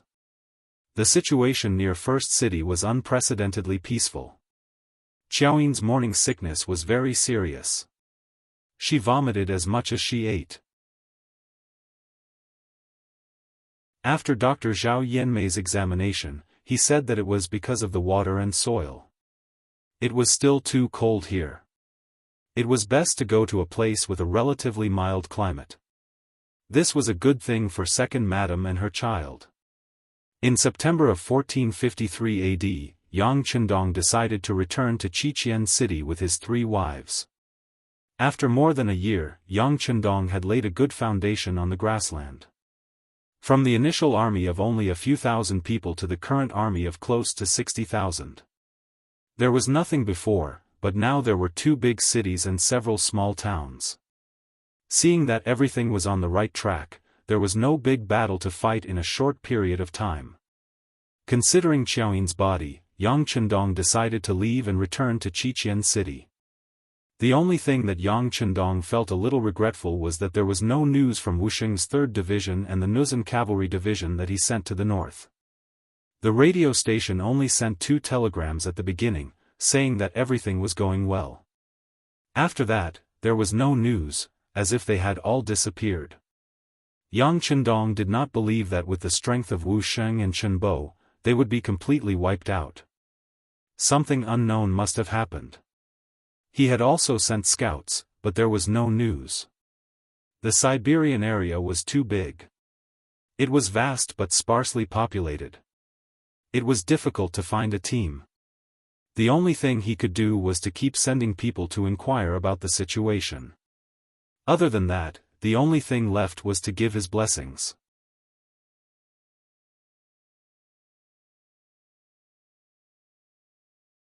Chapter 898. Yang Qindong decided to leave, and Tiger's Mane stayed behind under his arrangement. In terms of political affairs, Yu Mian was his deputy, and in terms of military affairs, Shbai was his deputy, so he could rest assured. After leaving Yang Si to build North Desert City and 6th Yang Qindong to manage the logistics team, Yang Qindong left the first city in mid-September with his 3 wives, Beta Persei, Wang Si, and the others, as well as the 2 guards and 3,200 members of the ferocious Tiger Regiment. When he left, Yang Chendong deliberately suppressed the news. He did not want everyone to know that he had left the first city. Although it was destined that he would not be able to hide it for long, as long as he kept it a secret for one more day, he would be able to deter them for one more day. In order to prevent being discovered, the team left the city in the evening and set up camp 20 miles away from the first city. In the big tent, Yang Chendong accompanied the 3 wives to eat, and from time to time, there would be laughter. In the big tent at the side, Beta Persei was also enjoying the joy of eating and chatting with Kikij. Beta Persei and Kikij's marriage was reported to Yang Chendong, and after getting permission, they got married 7 days ago. It also became a grand occasion in the first city at that time. Not only did Tiger's Mane and a group of senior generals go, Tian Hu, the commander of the 1st Cavalry Division, Xiao Feng, the leader of the ferocious Tiger Regiment, Feng Liang, the director of the Security Bureau in the first city, and even Yang Si and the others rushed over from North Desert City to congratulate their boss on his wedding. Most importantly, the witness was powerful. It was actually Yang Chendong himself who personally witnessed their marriage. With this big sign, everyone who was able to participate in this event shared the glory of it. Not to mention, Beta Persei was also very popular. At one point, he had arranged more than 50 tables for the wedding banquet, and this was because those who were not of a high enough rank did not appear. Otherwise, even 100 tables would not be enough. The better news was that Kikij was not marrying Beta Persei as a concubine, but as the first wife. Speaking of this matter, he had to thank his younger brother, Ba Tuesday. It was precisely because of his good performance on the battlefield that he participated in the battle against the Tatar elite cavalry. Not only that, he killed 4 of the enemy's men. Not only that, he was promoted to a higher rank, he also promoted his older sister Kikij. Now, only his mother, Batama, was left. Presumably, as long as she could perform meritorious deeds on the battlefield, there would still be opportunities. This was also the reason why Yang Chendong became the wedding officiator. Under such a lively atmosphere, Beta Persei could not stop smiling that day. 7 days after the wedding, he left the first city with the young master. After asking for instructions, he decided to take Kikij out to see the world. Inside the tent, Kikij did not seem to be in a good mood. Speaking of which, this was the first time she had been so far away from her mother. Although she had just come out, she was already a little homesick. As her husband, Beta Persei was the best choice to enlighten her. "Madam, do you miss your mother?" "It's okay, your mother is very safe in the first city. Besides, your younger brother is now a company commander in the new army. With him around, your mother won't be lonely. This time, we are going out to see the world. You don't know how prosperous Chichen City is. That place is no different from a holy place in our hearts." Tiger's Mane stretched out his hand and hugged Kikij in his arms, with a comforting expression on his face. Kikij burrowed into the wide and warm embrace and found a more comfortable position. "I think the first city is very big, it's very good." Ha! In this regard, Beta Persei was speechless. For a person who was used to drifting around the grassland, the first city was indeed very big. Seeing that Beta Persei did not speak and only smiled, Kikij's face showed a trace of caution. "What? Are you starting to despise me?" "Humph, I knew it. My mother also said that when a man gets a woman's body, it's the beginning of dislike." "Oh, I'm being wronged, how could I be that kind of person?" Beta Persei cried out loudly, then found that Kikij's face was full of smiles. He knew that she was teasing him, so he pretended to be very angry and said, "Well, you dare to lie to me. As punishment, I'm going to carry you to bed now." Don't. It's not completely dark yet, wait a little longer." When it came to this matter, Kikij's face quickly turned red. This man was a bull, a barbarian. She couldn't stand it every time. If it started now, it would be a problem for her to walk tomorrow morning. In order to divert Tiger's Mane's attention, Kikich took the initiative to say, "By the way, little brother did not join the 1st Cavalry Division, but chose to be a company commander in the new army. This won't affect his future, right?" How could it? When it came to serious matters, Beta Persei was indeed a lot more well-behaved. He liked to talk about these things, especially when he saw Kikich looking at him with admiration. The world's 1st Cavalry Division is indeed the most elite army. If it's a cold weapon battle, even Leng Feng might not be a match for it. But because they are all too strong, it's not easy to make a name for oneself there. It's better to go to the new army. Relatively speaking, the conditions for promotion there are much more relaxed. Besides, this is the intention of Tiger's Mane and Shibi. They first found Batu and persuaded him to stay. They also made a lot of promises, so it's impossible for them not to keep their word. They won't lie to Batu, right? You know that little brother is very honest. Kikich was still a little worried. To him, whether it was Tiger's Mane or Shibi, they were both important people. On the other hand, Beta Persei, who was beside him, was too close to him, so he didn't feel anything. They won't. Beta Persei patted his chest and promised. With my face, how could they not treat Batu well? Besides, little brother is not honest at all. He has a lot of ideas when he's in trouble. Ah! Who said that little brother is not honest? He's an honest person. A moment ago, she was looking at Beta Persei with admiration, but after hearing what he said, Kikich became unyielding again.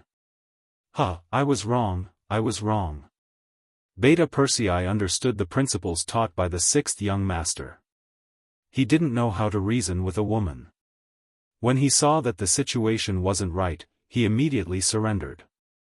This caused Kikich to laugh coquettishly. In the main tent a few dozen meters away, Yang Chendong was drinking horse milk wine and eating mutton with the 7th madam. Yang Chendong wasn't very interested in these things, but it was the madam's request. She also said that after leaving here, it would be difficult to eat such authentic food in the future, so he could only accompany her. War God, is second sister asleep? Just like how every madam had their own way of addressing Yang Chendong, Tuoya was used to addressing Yang Chendong in this way. She's asleep. People who are pregnant always like to sleep, hee. When Xiao Yin was mentioned, Yang Chendong's face was filled with a happy smile. He was someone who was going to be a father, and Xiao Yin was now treated like a national treasure. In the past, there were only 4 maids serving her, but now there were twice as many, and 8 maids were serving her. Not only that, but Yang Chendong also gave her personal maid, Xing, a very high authority. Unless Xiao Yin was willing, no one was allowed to disturb her, not even the madams. This wasn't his intention to drive a wedge between the madams. In the future, he had watched many palace dramas, and there were many matters related to internal strife. Anything could happen. In the face of powerful interests, any kind of friendship could change. Especially when Xiao Yin was pregnant with his first child. It was impossible to say that no one was jealous. In order to prevent any possible man-made accidents, the safest way was to take sufficient measures now. Although it would hurt some people's feelings, once the rules were set, they could slowly get used to it in the future. Of course, all of this was only on the surface. Secretly, Yang Chendong also instructed Jiang Ping to pay special attention to second madam. The newly formed female guards were put to good use. Once they discovered someone with ill intentions, they could directly take them down without asking for permission. With this hidden hand, Yang Chendong's heart could finally relax a lot. War God, when we have a child in the future, will you protect me like how you protect second sister? Tuoya could feel Yang Chendong's nervousness. She could understand this point. Her background as a princess allowed her to understand some things too early. Because of this, she didn't have any intention of blaming Yang Chendong. On the contrary, she was very supportive. Of course, you are my wife. Your safety is naturally the most important. Yang Chendong was very casual, but his tone was very firm. That's great. Tuoya nodded contentedly. Oh, by the way, tell me about the other sisters. You know that we're about to meet each other, so we should know in advance what to pay attention to. Otherwise, it won't look good if we make a fool of ourselves. Okay. Yang Chendong really wanted to push the task to fourth Madam, Lady Xiang. However, when he thought about how Tuoya had already left her hometown to follow him, if he rejected such a small matter, who knew if she would be sad? On the battlefield, Yang Chendong was the strategist. No matter how strong the enemy was, he wouldn't be afraid. However, in front of the other madams, his general's demeanor had long disappeared. Other than doting, there was only affection left. She waited for Yang Chendong to speak for 2 hours. When it was already late at night, he became careless.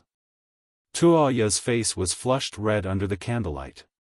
When she thought of what was going to happen next, she said softly, "Call fourth elder sister over.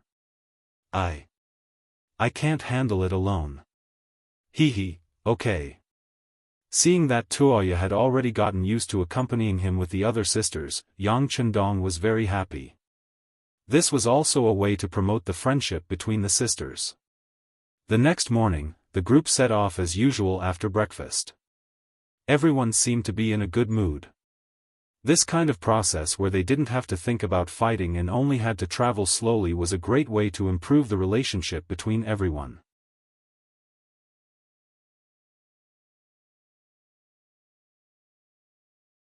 Chapter 899. Su Yunsheng, the head of the reconnaissance team, was the first to set off, leading a company of scouts to scout ahead.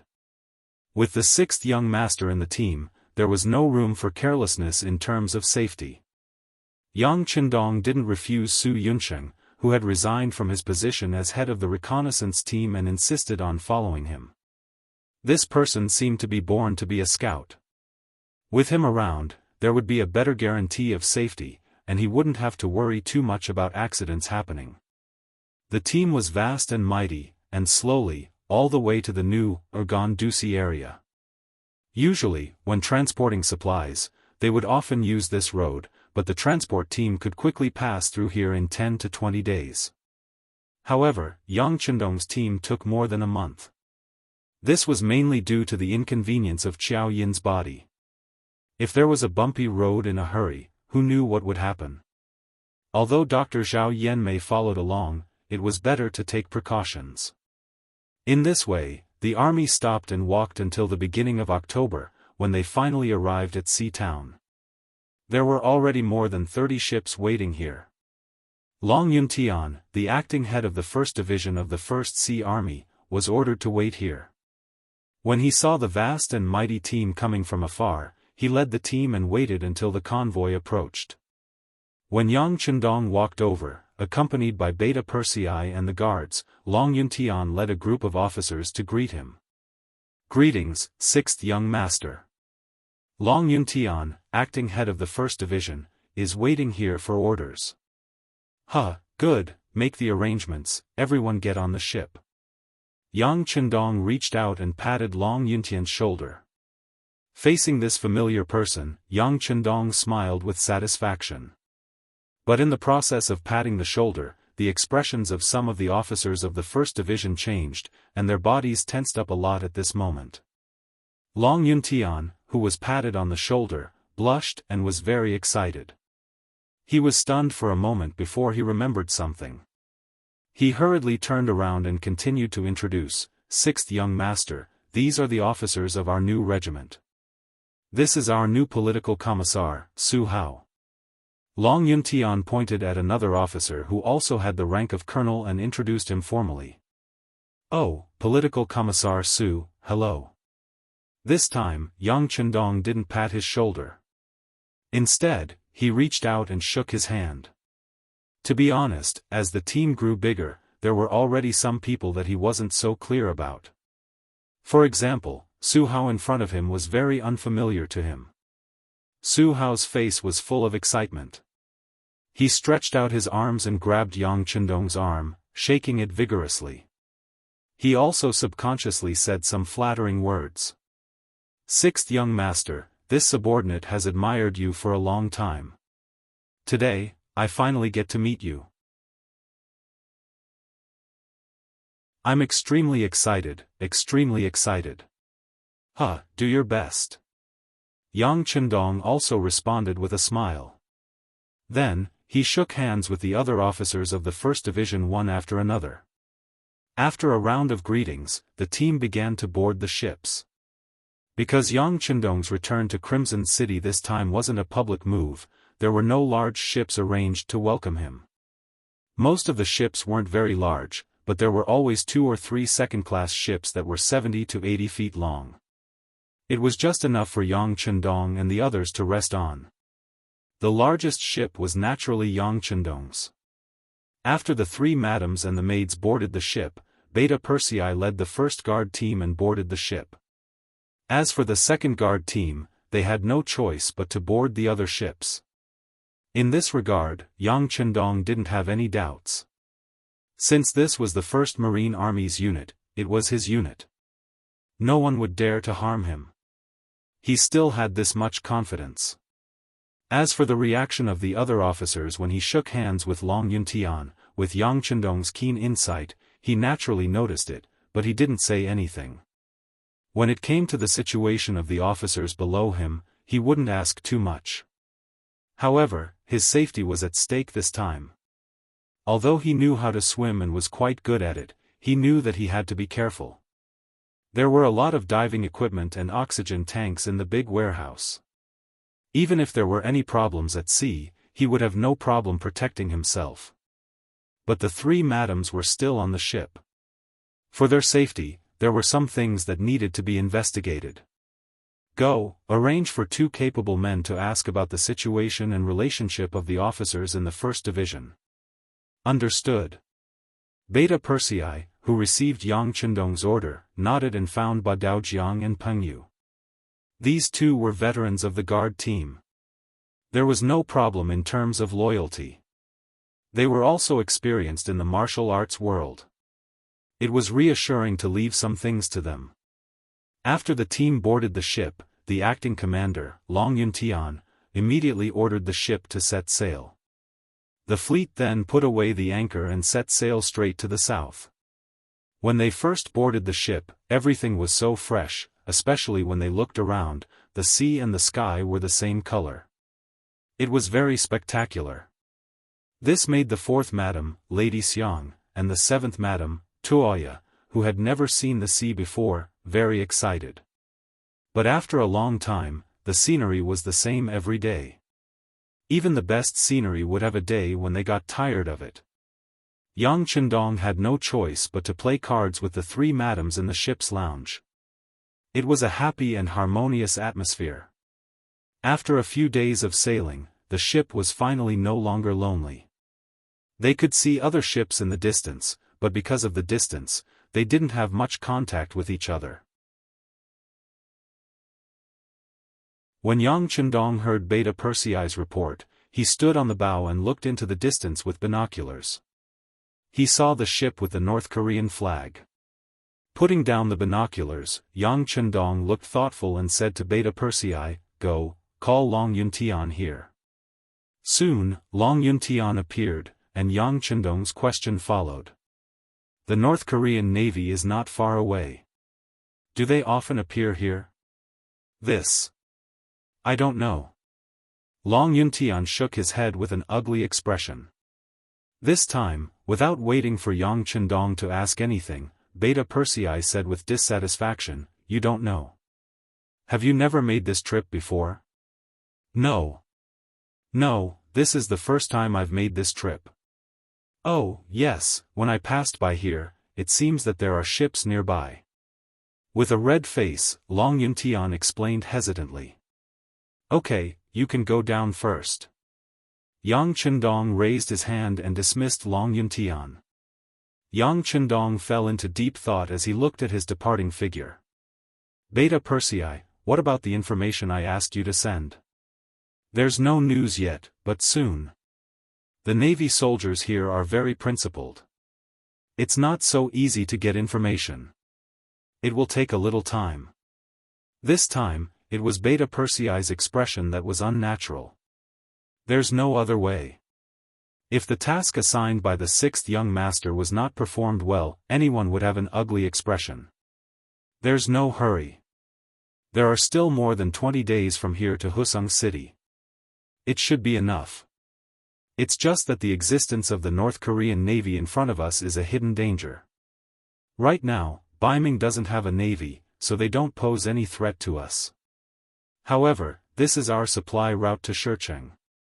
If the North Korean Navy decides to attack us one day, then the situation won't be good. Well, take note of this matter and remind me when we return to Resin City's marine headquarters. Yes, young master. Tiger's mane nodded and agreed. This seems to be a small episode. Yang Chendong didn't care too much about it, but Tiger's mane stepped up the security work of the guards. He always had a strange feeling that the situation seemed to be wrong, but he couldn't tell what was wrong, so he could only strengthen his own defense to prevent unexpected things from happening. It's a pity that this is not on land. In case of an accident, he can't contact the second guard in Commander Xiao Feng's Tiger Regiment. But thinking about it, with their combat experience, once something happened, they should be able to react immediately. Beta Persei's nerves became nervous, and he was a little absent-minded even when he was accompanying Kikij. The days passed like this until 20 days later, they finally arrived at the sea area of Husung City. Only then did he relax a lot, and at this time, Badao Jiang and Peng Yu, who were sent to inquire about the matter, finally came to report. For more than 20 days, the two ate and lived with the Navy warriors and worked hard to make friends with them. Finally, they figured out the situation of the first group. This time, they came to report to Beta Persei. Half an hour later, Beta Persei came to the main cabin where Yang Chendong was and reported the situation in detail. Young master, Husung City has investigated many people and many things. Long Yuntian is one of the people who has been judged to be problematic. Beta Persei reported while paying attention to Yang Chendong's expression. Long Yuntian has a problem? What's the problem? Even if you know that he has a problem, why did Gao Xiong send him to pick me up? What does this mean? Yang Chendong was also a little confused, but it could be seen that he was somewhat angry. Yes, young master, this is the problem. Long Yuntian's problem is that he was not careful when inspecting the goods at sea, and that batch of goods happened to be one of the goods that Yang Taizhu smuggled out at that time. It is because of this matter that some people think that Long Yuntian may be Yang Taizhu's accomplice. Even if he is not, at least he is someone who helped him. I heard that because of this, there is still a lot of controversy. In the following time, Beta Persei gave a detailed report of the situation that Badao Jiang and Peng Yu learned from the soldiers below. According to Beta Persei, the Vice Minister of the Ministry of Supervision, Wu Qian, believes that Long Yuntian has a problem and once proposed to remove him from his post and investigate, and even search his house. But this proposal was rejected by Commander Gao Xiong of the five-man team. What Commander Gao Xiong meant was that Long Yuntian was a good cadre, a cadre who could fight.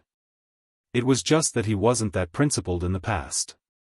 Considering that the goods came from Crimson City and were wanted by the Security Bureau, it was reasonable that he didn't check them carefully. After all, the status of the Security Bureau was very special, and not every department had the right to order them around. Therefore, Long Yuntian's problem was at most a momentary lapse in inspection, and a person should not be killed because of this small matter.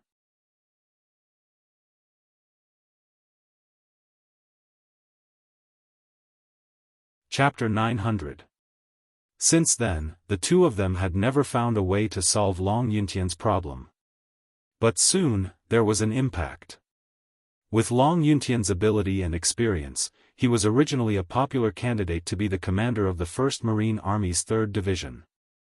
But because of this, his appointment was blocked by the political department. Fortunately, Gao Xiong still acted and transferred him from the 3rd Division to the 1st Division. Considering the impact, he gave him the position of acting regiment commander of the 1st Division instead of regiment commander.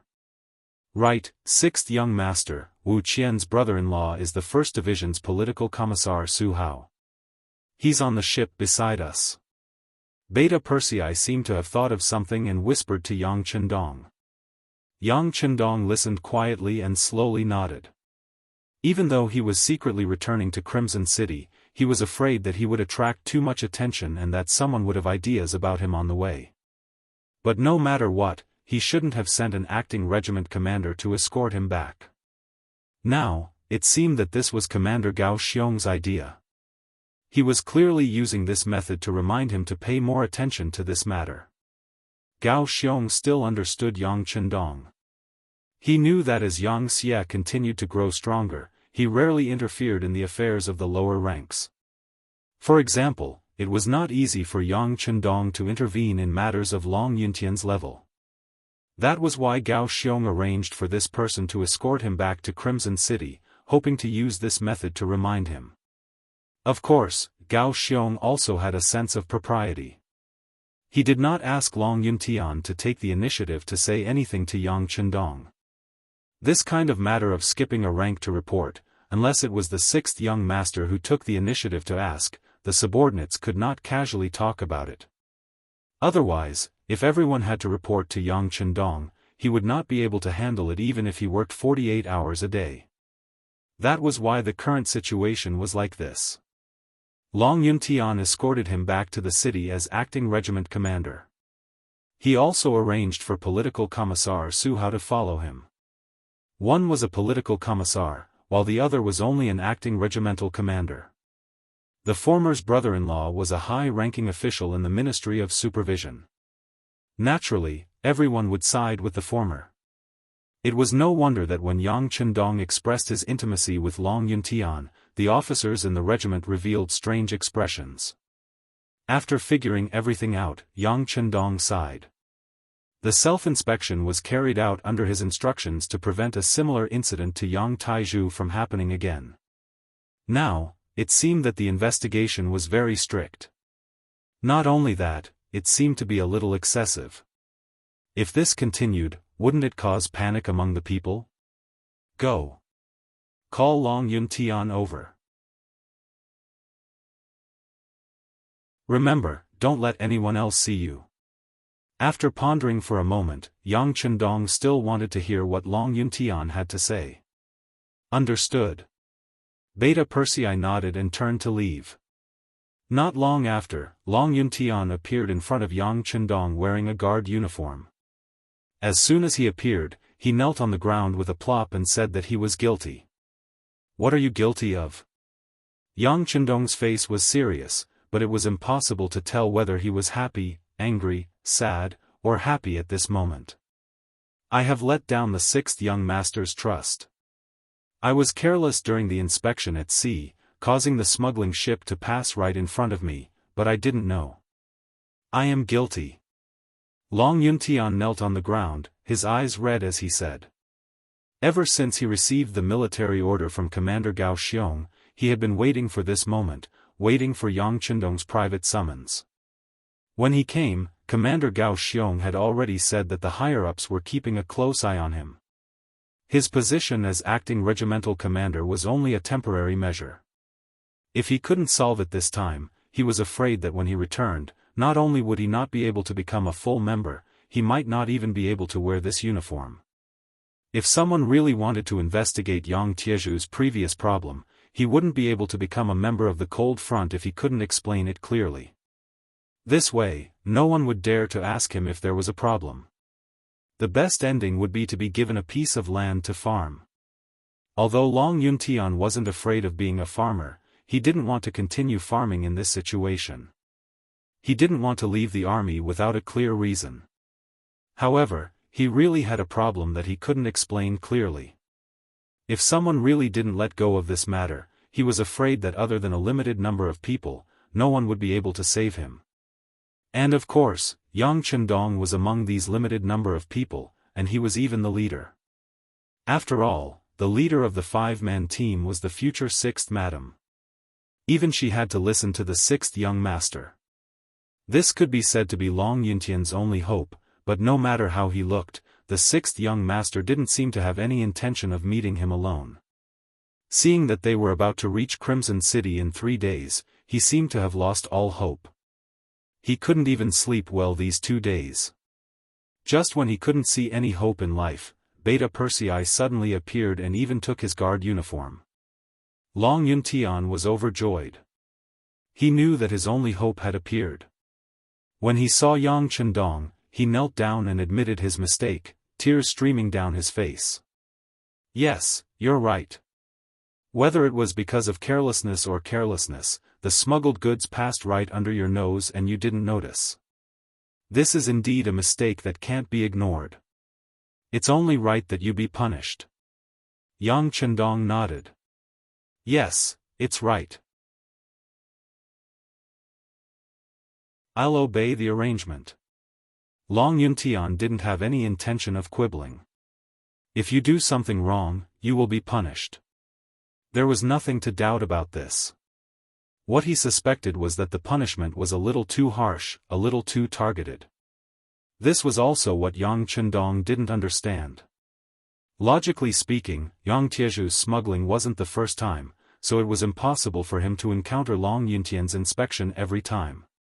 If that was the case, then he would suspect that he was really involved in the smuggling. But if he didn't encounter it every time, then why did he have to target Long Yuntian like this? Could it be that there were other reasons for this? Captain Long, let me ask you, how did the other officers involved in the Navy deal with it? Sixth young master, one of the company commanders, was directly expelled from the military and was given a piece of land to farm. There were also a few people who wrote checks and this matter was passed. Long Yuntian didn't dare to hide anything. This was his last chance, so he couldn't hide anything. Oh. The same thing, the same problem, how could the results be so different? What is the reason? Yang Chendong keenly found the problem. This. Long Yuntian didn't answer immediately, but hesitated. What? In front of the sixth young master, you still don't want to tell the truth? Beta Persei on the side saw that Long Yuntian didn't know what was good for him, and he was angry and roared with fire in his eyes.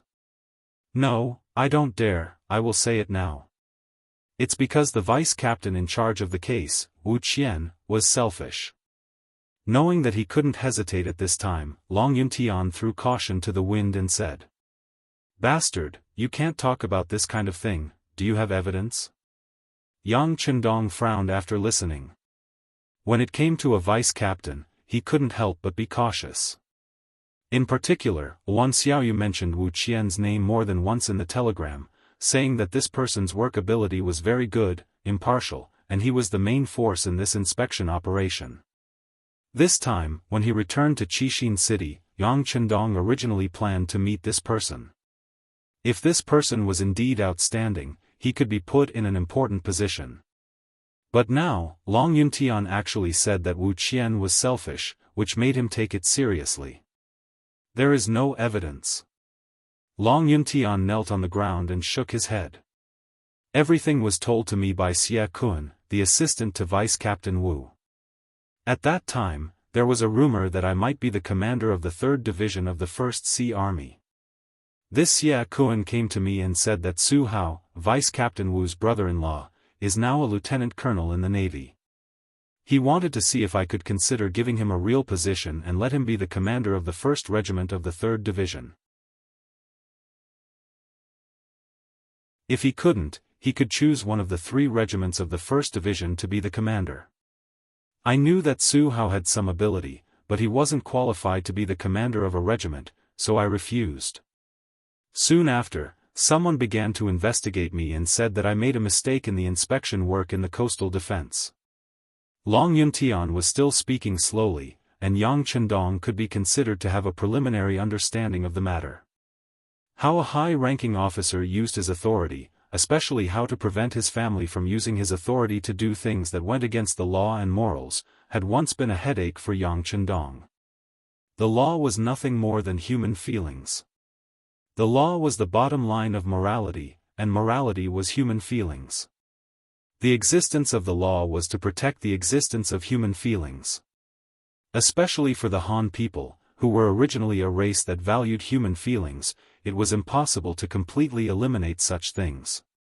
Thus, there was the saying of pillow talk, and there was the saying of a seventh-rank official in front of the Prime Minister.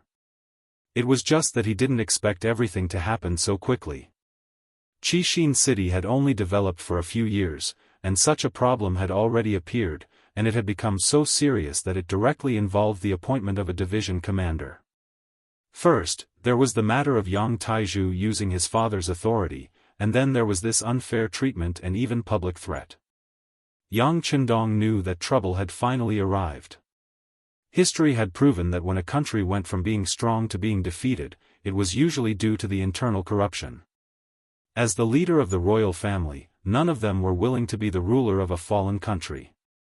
The various decrees and orders that came out of their mouths were in principle for the good of the people, for the good of the country.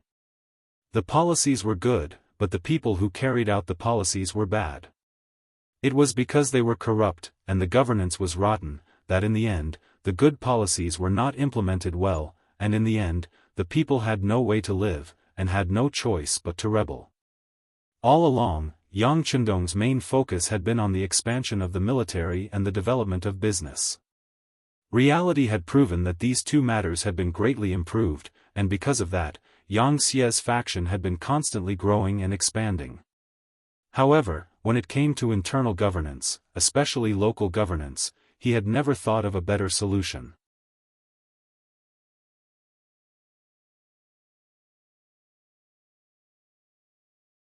Chapter 901. He had thought of doing things according to the democracy of later generations, but now it was the great Ming Dynasty. The people who had been ruled by a feudal society for many years would not be able to adapt to democracy. Of course, he could also use his supreme authority to force it. But if that was the case, not to mention the new problems that would arise internally, once democracy was established, would the people agree to his continued expansion of power? The people were peace-loving. As long as their lives were good, they would be satisfied. How could they possibly support the expansion? If that really happened, they would really be shooting themselves in the foot. In order to achieve the unprecedented ideal in his heart, Yang Qindong must centralize power in the central government, or even in himself. For this reason, he would accept the infamy of being a warmonger and a butcher. But in this way, how to manage his own internal affairs and make them invulnerable became the most important thing at the moment. It was even a problem that must be solved. Sixth young master, the company commander who was fired, was also blackmailed. I heard that the company commander has a very beautiful wife who was fancied by Xia Kuan's assistant. Xia Kuan wanted to persuade them to divorce first and then marry her himself, but the company commander refused no matter what, so this happened. Long Yuntian was still talking when Yang Qindong shook his head. Well, the young master already knows what happened. I will send someone to investigate. If it is really as you said, I will definitely clear your name. But before the matter is settled, we can't act rashly and alert the enemy. Do you understand? It was just a one-sided story. Yang Qindong could not completely believe it. He just took it as a reference. But to be able to say this, it meant that he already had doubts about this matter. Long Yuntian, who was kneeling on the ground, was overjoyed. After kowtowing a few more times, he left under Beta Persei's gaze. Young master. There was no one else in the room, so Beta Persei carefully asked for instructions. Yes, we can't doubt Long Yuntian's words, but without investigation, we have no right to speak. How about this, when we reach Crimson City, you go investigate in private and see if what Long Yuntian said is true. Remember, don't make any noise. We can't let a bad person go, but we can't wrong a good person either. Yang Qindong still didn't have the intention to investigate openly. No matter what, Wu Qian was a candidate recommended by Luan Xiaoyu. Based on this, he couldn't make a decision without conclusive evidence. Okay. Beta Persei nodded, indicating that he had noted it down. Other than Beta Persei and a few core guards, no one knew about Long Yuntian's secret meeting with Yang Chendong. Another day passed as if nothing had happened. This morning, Long Yuntian came to report that if everything went smoothly, they would be able to reach Crimson City the next day. Yang Chendong brought the three madams out to enjoy the sea breeze. Coincidentally, just as they appeared, not far away, there were several merchant ships that were obviously larger in size. Suddenly, an unknown ship approached. Out of instinct, Yang Er ordered the guards to prepare for battle. At the same time, he reported to Yang Chendong and asked the young master and the madams to enter the cabin to rest. "It's okay." Yang Chendong stood on the deck and shook his head. He had already seen the bright 5-star flag on those ships. Based on this, even if the other party was not on their side, they should be friends. And he had already asked, this was the outer sea area of Crimson City. It was only about 500 nautical miles away from the city. If this place was not safe, then the First Sea Army was really useless. Of course, there was another main reason why Yang Chendong made this judgment. That was, he did not see the panic on the soldiers of the 1st Regiment of the 1st Division. Presumably, they should know about this caravan, or perhaps they should know and be familiar with who they are. The facts confirmed Yang Chendong's thoughts. When the distance between the two sides was less than 10 nautical miles, the other side actually sent a small boat to approach them. It was at this time, with the help of binoculars, Yang Chendong saw that the small group of people were actually blonde Western foreigners. How the hell did they grow up to look like this? Beta Persei looked at the foreigners that appeared through the binoculars and was very curious. While cursing, he called the acting commander, Long Yuntian, and asked, "Who are they? What are they doing? Don't they know who is on the ship? Inform them and tell them not to come close." "Yes." Long Yuntian nodded repeatedly, then went to the bow of the ship and personally commanded the flag bearers to signal the other ship not to come close. At the same time, after consulting Yang Chendong, he fired a shot. The shell landed right in front of the small boat, setting off a monstrous wave. After the shot was fired, the other party's small boat stopped. After seeing the contents of the flag signal sent by Long Yuntian, they replied that they have no malicious intentions. They just want to ask if Long Yuntian has anything to sell. They are willing to pay a high price for it. Tell them no, tell them to stay away. Otherwise, sink them all and throw them into the sea to feed the fish. Beta Persei said angrily, then walked to Yang Chendong and reported the situation. "Call Long Yuntian over." Yang Chendong was interested in this merchant ship that suddenly appeared. He believed that the other party did not know the importance of him and his group on the ship. The reason why they did this was probably not the first time. They wanted to come over, but it was just a habit and they wanted to try their luck. Long Yuntian was quickly called in front of Yang Chendong, and the matter about the merchant ship quickly came to a conclusion. This was indeed a merchant ship team. They belonged to a force called the Kingdom of Portugal, and they did want to trade with them. Countless facts had proven that mercenary fleets often had good things that could not be bought or seen outside. Merchants pursued profit, and they just wanted to complete a transaction. After receiving a serious warning from Long Yuntian, they had already retreated. Portugal. The corners of Yang Chendong's mouth curled into a smile. In this era, the Kingdom of Portugal was still very powerful. They were once glorious in this era, together with Spain. In history, after more than 20 years, the Portuguese finally occupied the northern Moroccan city of Tangier, which had been competing with Spain for a long time. They would develop even more powerful. In history, the Portuguese fleet should not have discovered the great Ming Dynasty. It was through the efforts of generations of seafarers that they truly opened the world between the East and the West. Among them, there were people like Magellan and Galileo. However, in this life, because Gao Xiong and the others had obtained the map given by Yang Chendong, they had gone to the West first. As a result, they had accelerated their contact with the Western world, which was why they had appeared in this sea area so early. Do they usually do this? Will they also stop ships halfway to buy things? Yang Chendong looked at Long Yuntian and asked a key question. Yes, they often do this.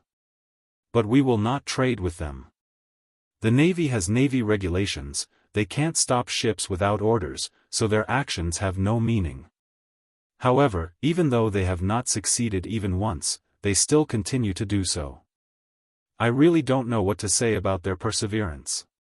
Long Yuntian quickly gave an answer to this question. Okay, I know. Yang Chendong nodded, he was still reassured by the Navy's style. But letting them be so close to Kiosk City is not a good thing. It seems that it is necessary to arrange for Gao Xiong to talk to them.